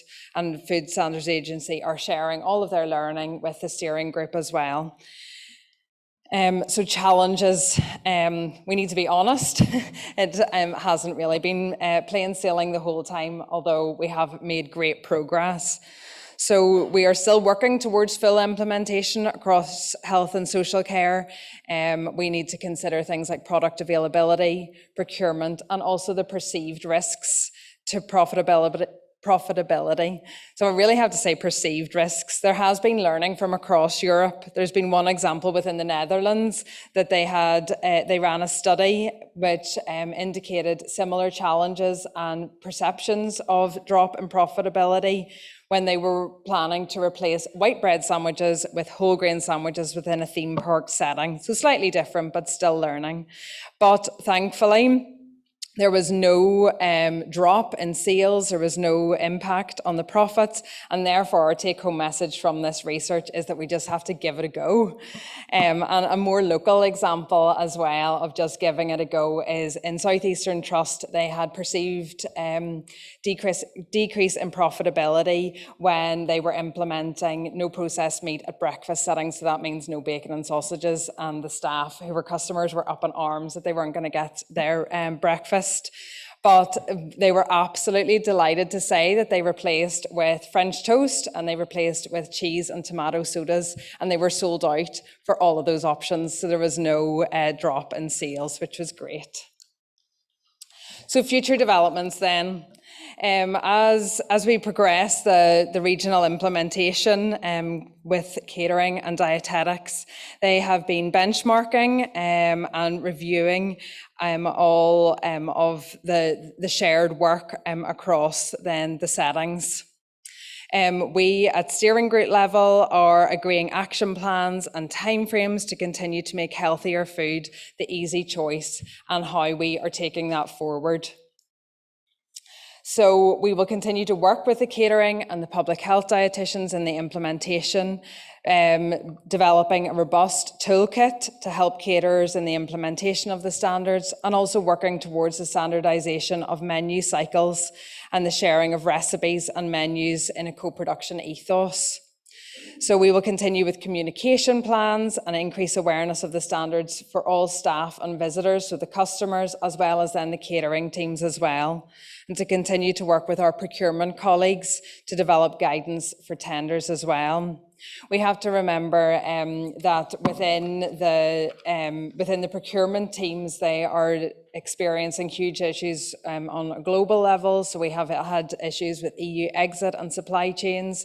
We also need to be mindful that with the war in Ukraine as well, it's impacting the cost of chicken feed and pushing the cost of chicken up as well. So it really, those just small examples remind us that we are part of huge systems. And so the cogs have been turning, sometimes slowly, but with that in mind, we need to be aware of that. We will also continue to support catering and dietetics to develop and implement the self-assessment tools as well, and deliver for training and support for the implementation. As funding partners, we are also aware of the shortcomings of the system and the lack of a procurement dietitian within Northern Ireland. This is something that is within Scotland, England and Wales, and we are currently drafting a paper to the Chief Allied Health Professional for support and guidance on this. We have also just last week held a workshop with the catering managers and are proposing a more local implementation, so including support within the catering colleagues sector, and we really are excited to see how that progresses and develops. So thanks very much for your time, and hopefully you can see that this is a really exciting project. We're all really passionate about it, and we're really excited to see where the future takes us. Thank you. Well done. Well done. Thank you very much. And I have to say I'm particularly chuffed. I've never been compared to Britney Spears before, but I'm sort of living a dream now. I have to say I love nutritional standards, because for a title that is always sounds that bland, and all the times I've been working in that area, but it animates people. It's so practical, and it really brings people together. It does generate excitement. It's sort of like the Tinder of nutritional policy, except it's a bit longer term. But it does really get the people and that practicality of it. And thanks for putting that over as well, Tana, in such a lovely way. We are going to go into Q&A now. So I'm going to call up, we've got Laura, it's going to do it, and Nuala and Hannah are all going to sit in a row in seats here.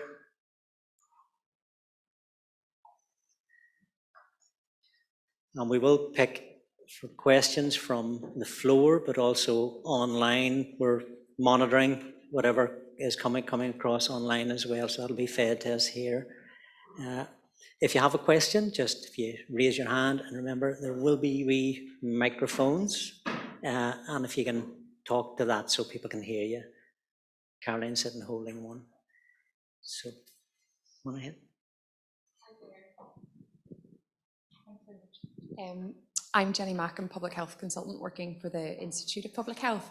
I just have a question for Hannah, if that's okay. Sorry to put you in the hot seat. I was reflecting on what Professor Martin White was saying about the interaction between food and climate change and health being the sort of triple policy aim. The presentation was fantastic, and all of the work on nutritional standards is so important as part of that.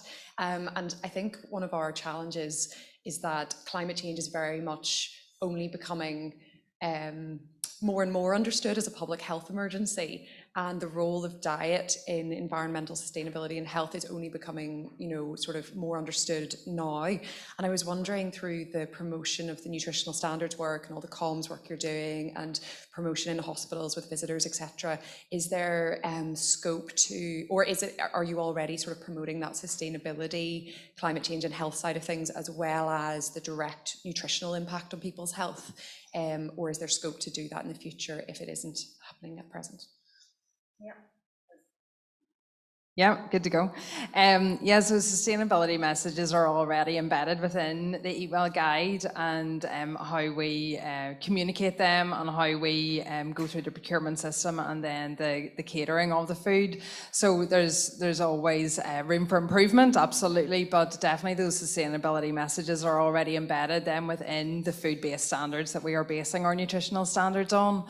But it's obviously a really hot topic at the minute, and even from a waste management point of view, we've been considering that with catering, also from the profitability point of view as well, and what the consumer will actually want to purchase. So you're absolutely right, there are so many things going on in the background that couldn't be covered in the presentation, but it is something that we'll continue to look at and enforce and embed further. It was really good to see the meat-free options that you were having in terms of the breakfasts. I can imagine that didn't always go down that well with consumers, but... Yeah, absolutely, and it spans all of the banding levels as well, apparently, from the bottom to the top. There have been staff coming in saying, we really want our bacon and our sausages, but actually with that Southeastern Trust, it was really nice to see that there were other options and that those were all sold out as well. So it kind of proves that you just need to give it a go and hopefully it'll work. Thank you so much.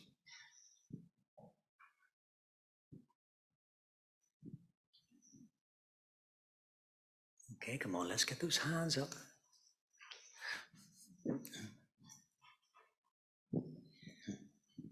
Good afternoon, probably at this stage. Thank you for a really, really interesting and informative morning. I'm Joanne Casey. I'm currently working within the food industry. Can I ask Nuala a question, please? Just you mentioned that at the end of the month you're going to be publishing the food categories. Can you tell us a little bit more about what we can expect from that, and will there be specific targets assigned within each food category? So the food categories will be the 40 food categories that are the output of that very comprehensive approach to making sure that every food that has the potential to impact health is in the net, and the targets that have been set for 20% reduction in sugar and calories and 10% reduction in saturated fat and salt will be applied to those food categories. So that's the starting point. As we progress in the work of the task force and as we engage with industry, there will be an opportunity to develop that But in terms of keeping the message simple and concise, the targets will apply to the food categories that are published. Great, thank you.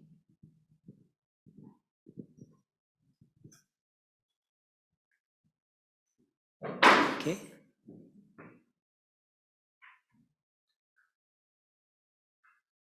I'm scanning left to right. Come on.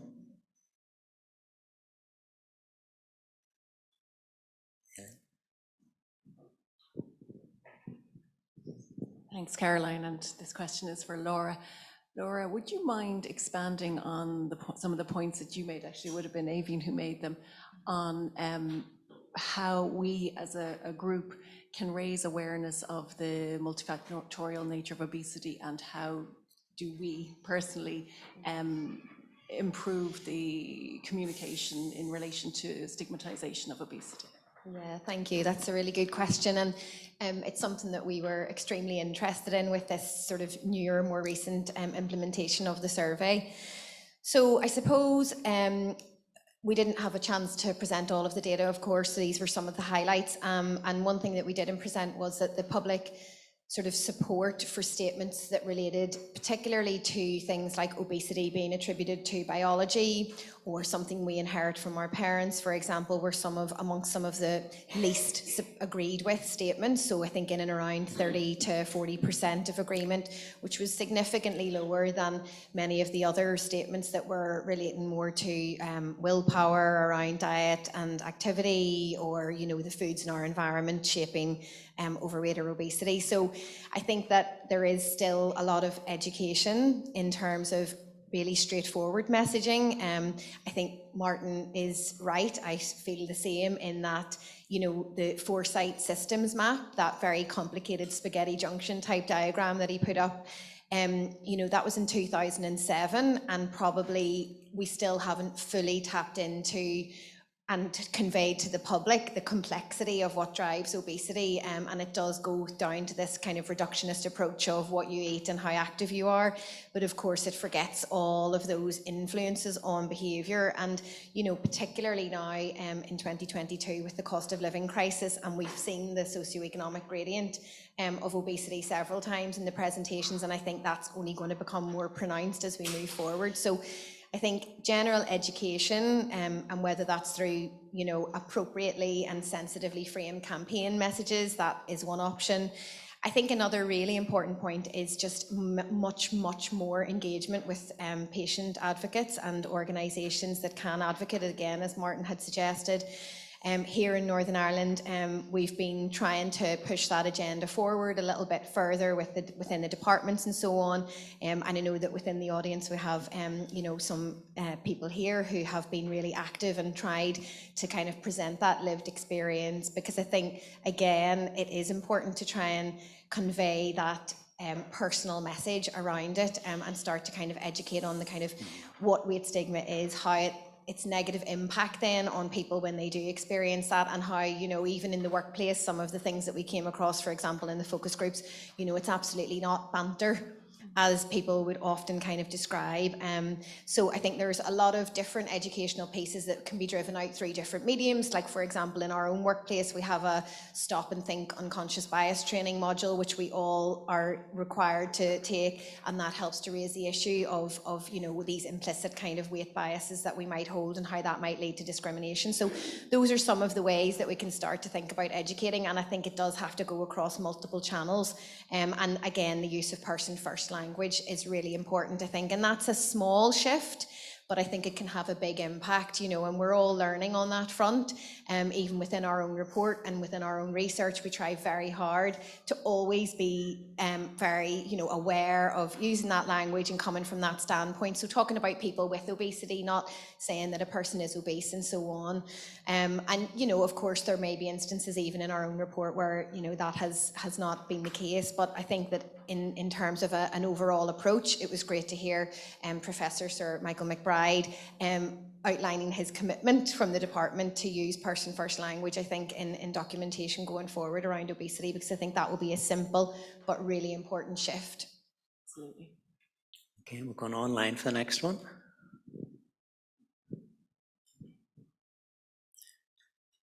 For Nuala, will follow-on milks and baby food be included in reformulation and front-of-pack labelling? Okay, so the food reformulation roadmap does have a specific provision for the development of targets, for baby foods and weaning foods. So it doesn't include infant formula. So that falls out outside. So infant and follow-on formula fall outside of the food reformulation plan. And in terms of front-of-pack labelling, as front-of-pack labelling is the information that is required on infant and follow-on formula is legislated separately. Okay. For Hannah, are these standards meant for the whole population? I'm working in childhood obesity and wondering which standards exist for children. So at the minute, these standards are for staff and visitors within health and social care settings. That's what they have been designed for. These are not child-based standards, but the Eat Well Guide is applicable for all children from age 5 upwards. So within then the health and social care setting, if they are visiting or with their parents, then there should still be healthy options within that. But we have not tackled the pediatric world with these standards.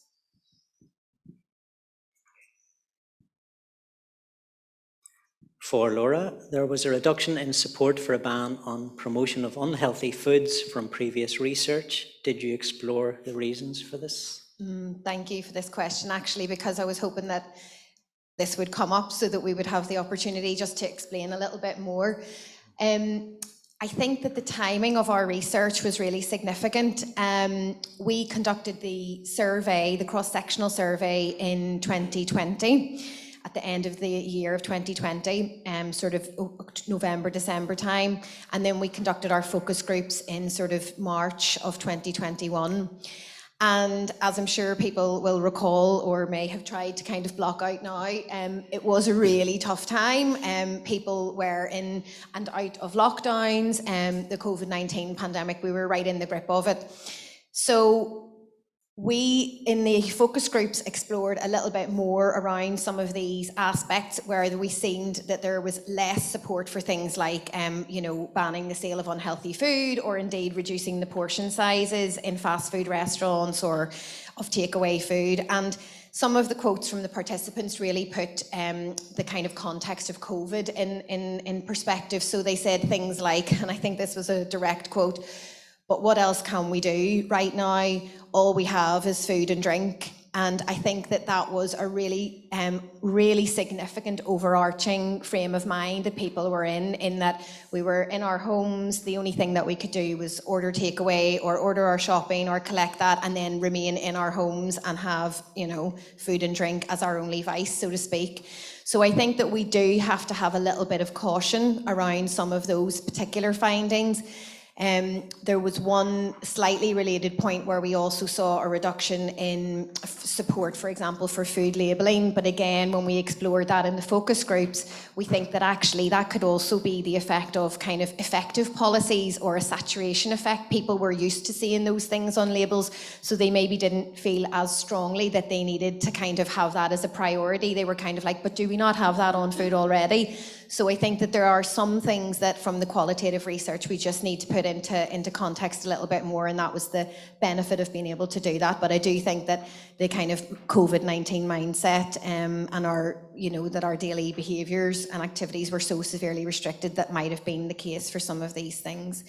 Just to add to that, actually, the cost was another factor. So people were less supportive of reducing portion sizes because that often does not accompany a price reduction. We quite end up paying more or the same for less.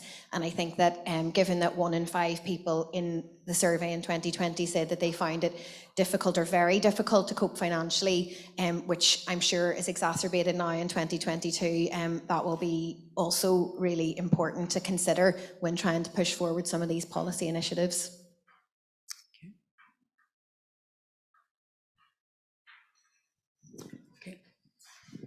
Hi all, thank you very much for some really informative talks. Laura, I just wanted to pick up on that point about portion size, because we know it's one way that we can try and help the population to reduce intake of calories, saturated fat, etc. And your research shows that it's the one actual intervention that consumers don't want. Was there anything else apart from cost that came out as to why consumers don't want portion sizes reduced? Well, I think really reflecting again on this, on the COVID scenario, I think that was part of it. So I think that, you know, given the context of COVID, people didn't want that advice to be taken away or to be paying less. So I think those were really the two key things that came through from the research. I mean, I'm trying to think if there was anything else. I'm looking to my colleagues here, but it was mostly price, we felt. I mean, cost did come up a lot in the focus groups, in terms of, you know, the affordability of food, of healthy food, of unhealthy food, and there were a lot of comparisons around, you know, and we had a quote to kind of illustrate it, you know, that unhealthy food was seen as more accessible and cheaper, and easier in a way than healthy food. So I think that there's, you know, no single answer is going to help to solve things. I mean, portion size alone isn't the answer, but it's in conjunction with lots of these other kind of policy initiatives and interventions that have an evidence base for them. Thank you.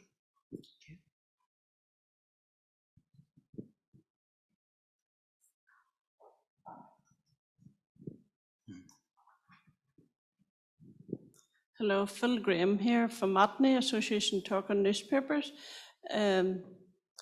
When I done nutrition, we were specifically taught the underlying aspect that isn't mentioned quite often, that pasta and white rice automatically turns to sugar in your system. And it should be policy on a lot of our foods that we buy. And when I was in Italy, it was automatically, when you ordered a pizza or whatever, a curry or whatever, automatically brown rice and brown pasta. And here it is never mentioned. A friend thought she was impressing me the other night, showing me this new fish dish. And I said, oh, let's see. And it was like 1/3 fish or less, and the rest was white pasta, but it's never ever stipulated, and it should be law that it's on the package that, you know, the state sugar. Yes, we understand that, but it's never ever stipulated that the carbohydrates is automatically sugar. And although it's not many calories, but water also is another aspect never mentioned, that is also a healthy issue, yes, and not add to obesity, but it's also in our sauces and many other things. And the other thing I meant to say was, when I had a daughter with extra needs and she had to go to nutrition because children with very tall conditions and not for the age that they were, they had to boost their diet. And I was absolutely gobsmacked on the list from a senior professional. And, you know, it was stipulated, have a fry, have this, have burgers and all this stuff. I burnt the leaflet, it was so pathetic. And I mean, in Northern Ireland, we should be so much more advanced. And why they can't even start with like a portion of brown rice, even to introduce the people to it and make it as a decorative thing in the white rice dish. But across the country, we can't ever get brown pasta. Okay. Thank you. Who wants to go first? I was thinking maybe we could hope that might be addressed in some of our nutritional standards. We could start there and roll it out. Certainly within the nutritional standards, we have increase in whole grain varieties. So that is one of the standards to support that, and the glycemic response then that different carbohydrates can have within the body. So it is something that we are encouraging, brown rice, brown pasta, whole grain bread. So that is within the standards.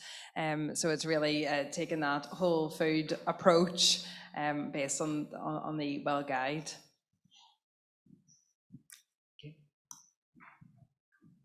Hi, my name's Jennifer McBride, public health dietitian. If I just maybe want to add on to the points that Phyllis had raised there, I do really believe that fibre is the forgotten nutrient when we talk about sort of the Eat Well guide, and the recommendation is 30 grams of fibre per day, and I think on average we're lucky if we get about 16 to 18 grams per day, and the impact that fibre has on carbohydrates, sugar, and different aspects as well. So I think it is a very valid point that's raised around, we focus very much on saturated fat, salt and sugar, rightly, but actually we've forgotten about fibre. Thanks, Jennifer. Okay, and I have one question for you, just an easy one for the three of you. We've had pretty much going on 40 years of various types of policy targeted at tackling obesity. And we've seen from the little graphs that we've done okay. So give us grounds for optimism that the next 40 years are going to be more productive than the last 40 years in tackling this. Eddie, you said you'd finish with a nice easy one. I thought you were going to start with Michael McBride's what were our three no, actions. There's no free lunches here, Hannah. Go for it. Yeah, and I'm stuck with the mic first. Yes. So yeah, I think I've now said it a couple of times today, we just need to give it a go. We need to try new things. We need to be innovative, and we need to just start seeing action. And if we can all work, we've come from all different sort of sectors and with different interests, and if we all chip away at the bits that we're already doing, and to sort of convey that passion and excitement and enthusiasm to really see what the next 40 years can bring for us. Yeah, I'm going to echo Hannah's surprise. It's very difficult, Eddie, to know, to crystal ball, but there's no doubt that there's an imperative now. The science has never been more definite. Consumers have never been more vocal. And I think that the future is very bright. So yeah, I'm looking forward to seeing what we can achieve. The reformulation roadmap has 4 years to be effective. So definitely, Eddie, giving us 40 years, we can do it. Yeah. Thank you. And yeah, just to add to that, I think I would agree with everything that's been said by the other speakers. And one thing for me, I suppose, I think that we've never had, with this is a really new chapter in terms of starting to involve those with lived experience and involving those kind of advocates in the more general aspects of things like obesity as a disease, rather than, you know, historically they may have been more involved in certain chronic illnesses and so on, and the design of services. But I think that this is an opportunity for us to now change the narrative a little bit. I think there is, I hope, some movement on the kind of political inertia that sometimes accompanies the treatment and the sort of addressing the issue of overweight and obesity. And I think that now there is certainly willingness in all of the places that I interact, and especially with the department and so on. And so now it's just a case of, as Hannah says, just let's get on and do it. So we're there, we're ready. So let us know how we can help. Let's release our panelists and let them go back. And thank you, not just for this, but also for your earlier contributions. It's been brilliant. Thank you.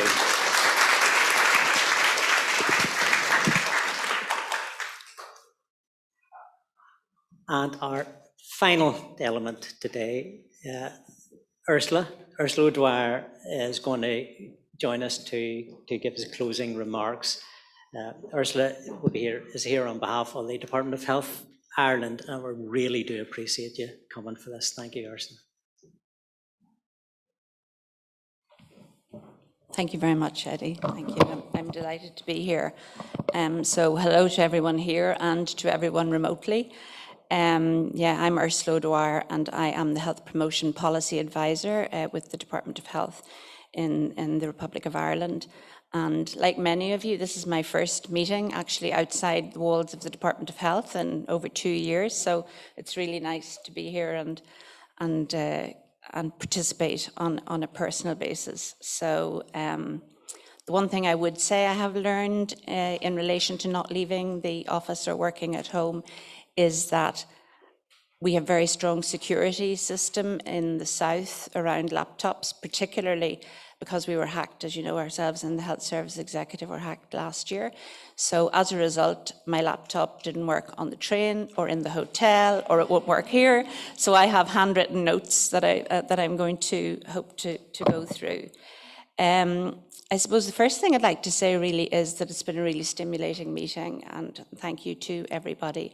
And I'd also like to say thank you to my northern colleagues who have really extended fantastic support to the work that I've been involved in nutrition and obesity over the past almost 35 years. So not quite 40 yet, but I have a positive piece of optimism for the very end, Eddie. So because I have the honour to sit on the Obesity Prevention Steering Group here and to share experiences with what's happening in the north and in the south and broader in Europe as well. And also we've had very good links in with the Food Standards Agency and Sharon and her colleagues and all the dietitians over time. So, you know, we really do appreciate that, and I'd like to say thank you for that.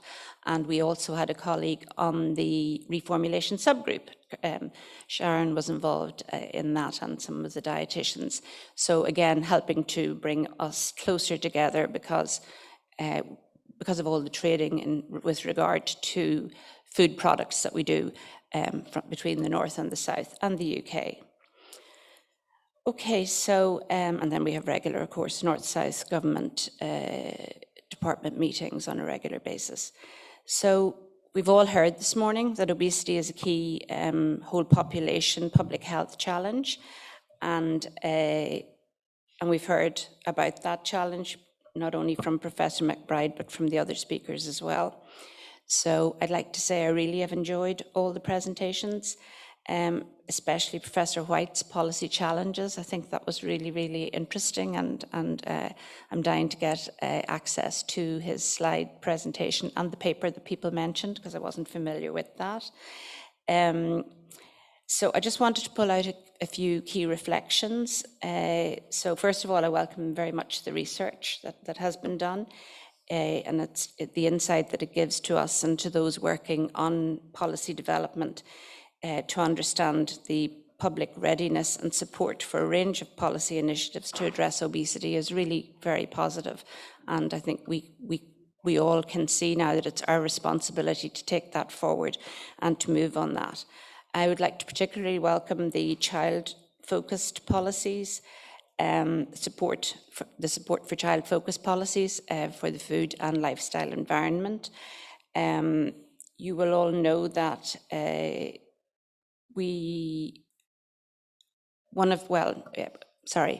Nuala mentioned earlier about our obesity policy action plan, which is from 2016 to 2025. That's been reviewed at the moment, and those 10 steps are our way to actually address it's the roadmap for government. It's a whole of government approach to address overweight and obesity. So the evaluation of that has been carried out by University College Cork and using the Food Epi tool. And we are now, I understand, I was off on holidays for the last couple of weeks, but I understand that we're that a draft now of the review of the policy is being worked on. So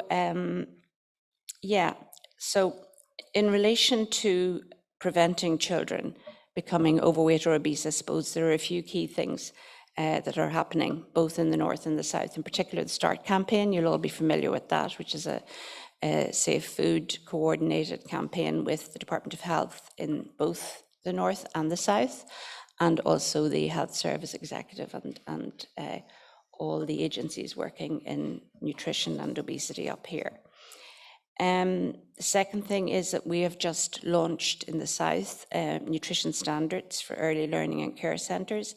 And I would like to again thank the North for allowing us to use as a basis their particular standards. And I would agree with the comments earlier that certainly nutrition standards are really valuable. So these are for the early learning and care services, which are mainly state-run organisations. And we also have developed, again, with Safe Food and the HSE and based on NI standards for school meals as well. Because you may not be familiar, but we don't have universal school meals in the south. So, but we do have 63 million euros annually given to particularly schools in deprived areas, and that's been reviewed at the moment with regard to what's going to happen in the future. And also, some of you may have heard of the EU Child Guarantee, and the EU Child Guarantee has 4 specific messages, and one of them is that a school meal would be available daily, a hot meal would be available daily. So I think that's something, it's coming with a budget from the EU. So the Department of Children are responsible for leading that out in the south. But I think that might happen, that we might be looking to you again for experience and information on this. We do have a Food and Schools Forum, but really in the beginning, that's just been doing a mapping exercise to pull together all the information to see where we're going to go. Yeah, the other thing I was really interested in was this whole issue of sustainability, because actually I think, and I'll mention in my final comments, I think that sustainability really is going to make the difference, with that nutrition issues that we've been trying to debate for a long time, that we haven't successfully managed, will come about with sustainability. And I'll explain that in a moment. The process in the south with regard to developing healthy eating guidelines is that we ask the FSAI Scientific Committee to come up with recommendations for food-based dietary guidelines, and then we translate those recommendations into healthy eating guidelines aimed at the general population. At the moment, we have had a series where we've done children, we've done overall population. We're just about to finalise focus testing on over 65. So the group we haven't done is teenagers. So we have asked the FSAI to look at developing food-based dietary guidelines, not only looking at the nutrition and health components, but also sustainability. And I think that's going to be really interesting as we move forward. Okay.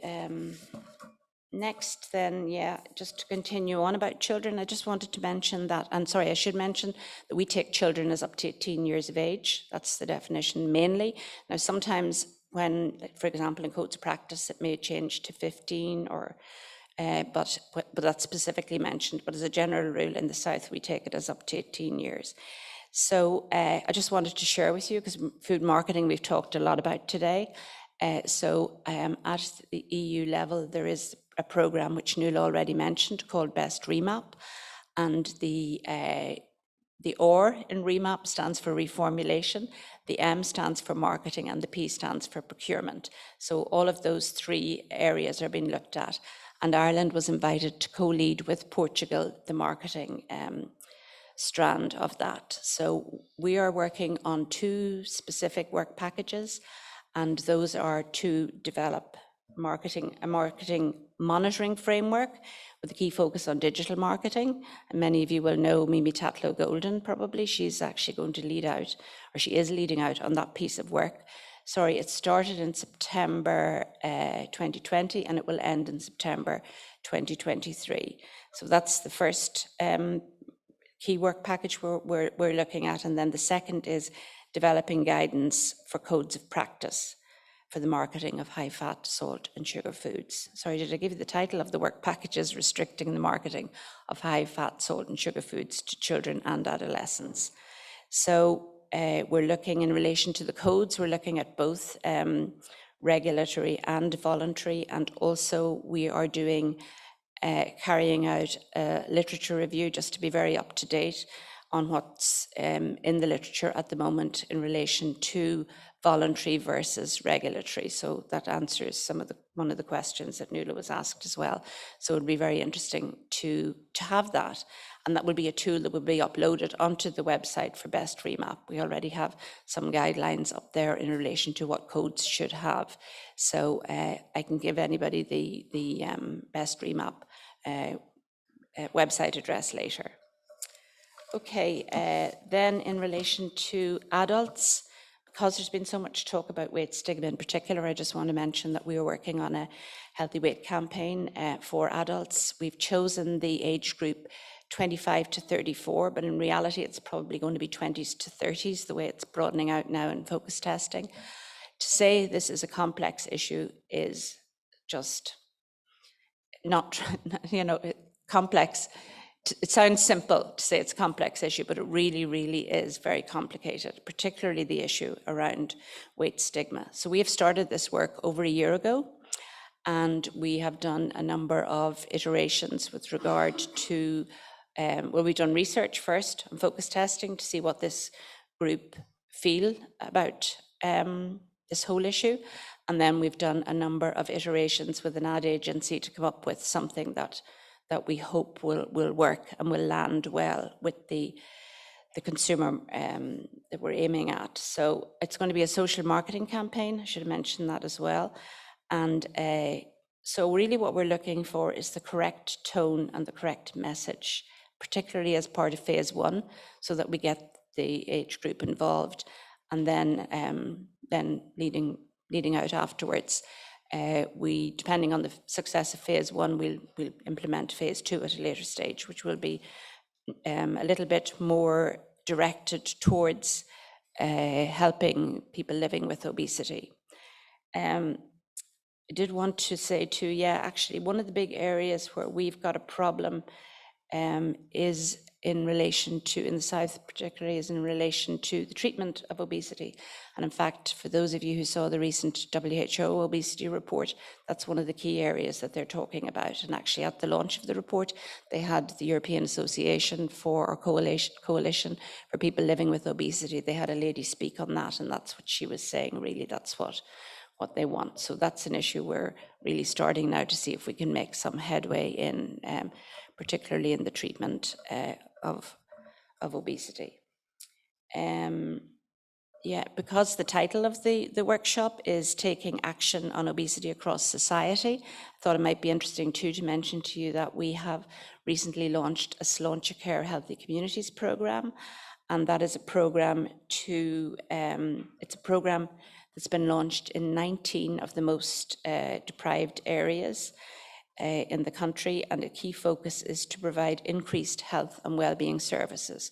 So we've got 19 a national coordinator, and then 19 coordinators, 19 new social prescribers, 19 new community food and nutrition workers. Now, when I say we have them, we've got the money for them. The community food and nutrition workers, I think the first one is out there being advertised at the moment, but there is funding from the Department of Health to the HSE through the local partnerships to employ these people, so they'll actually hit the ground running.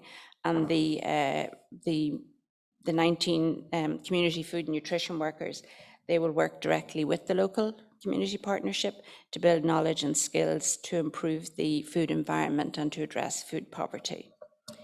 And then just a few final comments. I think on a few policy initiatives that are being implemented. I think, first of all, I think it's a really exciting time for food reformulation, food product reformulation, with dedicated resources, as Nuala said, for the next 4 years, and the formation of the dedicated task force as well to address that. Another policy area that I think is really of interest and particularly topical at the moment is front of pack labelling. We mentioned that earlier too. You may know that the EU has proposed mandatory harmonised front of pack labelling. So at the moment, all of the different EU member states have been asked to come up with a position in relation to what they would like, whether they would like an evaluative system like Nutri-Score or the traffic lights, or a non-evaluative system, whether it should be mandatory or voluntary. So we are working in the South at finding a position in relation to that. I would like to acknowledge that obviously as our main trading partner, what's happening up here and in the UK broadly is really important to us. So we're hopefully waiting to see the results of the consultation and to see where that's going. We haven't really picked a scheme yet. We're looking, but we would like an evaluative one for sure. And knowing that the Ofcom FSA standards underpin both the traffic lights and Nutri-Score, I think that's really good in terms of how it might end up. And we might, because it would be really good if we could have alignment, particularly not only for us in Ireland trading with you guys, but also you trading with Europe. So I think that would be really interesting. I think we're all waiting to see what the other people are going to do. So I'm not sure when that's going to happen, but that is, it's due to be finalised by the end of the year, but I think that might be pushed out a little bit. Another thing that, and again, I think, Nuala, you might have put it up, Farm to Fork. Farm to Fork is an EU document in relation to particularly sustainability agenda, and it takes a whole systems approach, and I think that it in particular will achieve nutrition changes that we've never been able to implement yet, because right across the whole of the EU there are very strong recommendations. They may not happen as quickly as they're proposed there, but certainly I think that's going to be a really good help. And then I just want to say finally, yeah, I agree totally with Professor McBride. We need to own this issue. We need to stand up and say, okay, we have this research now that shows that the public want these policies and we need to be able to move on them. So we have a responsibility to have strong action on policies to prevent and treat obesity.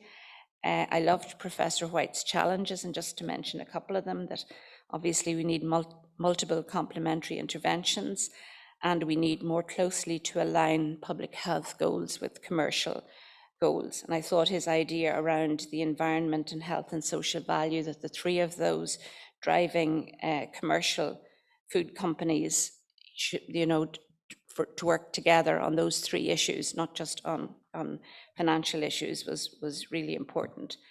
So then on my note of optimism, I think, having worked 40 odd years in this industry, I think the stars are actually aligning. I think things are coming together right across the board that are going to help move this whole agenda faster, at a faster rate, particularly when dealing with children. I think that's really important. So I just like to say thanks so much to Safe Food for organising the meeting. It's a really stimulating meeting, and thanks all of the speakers.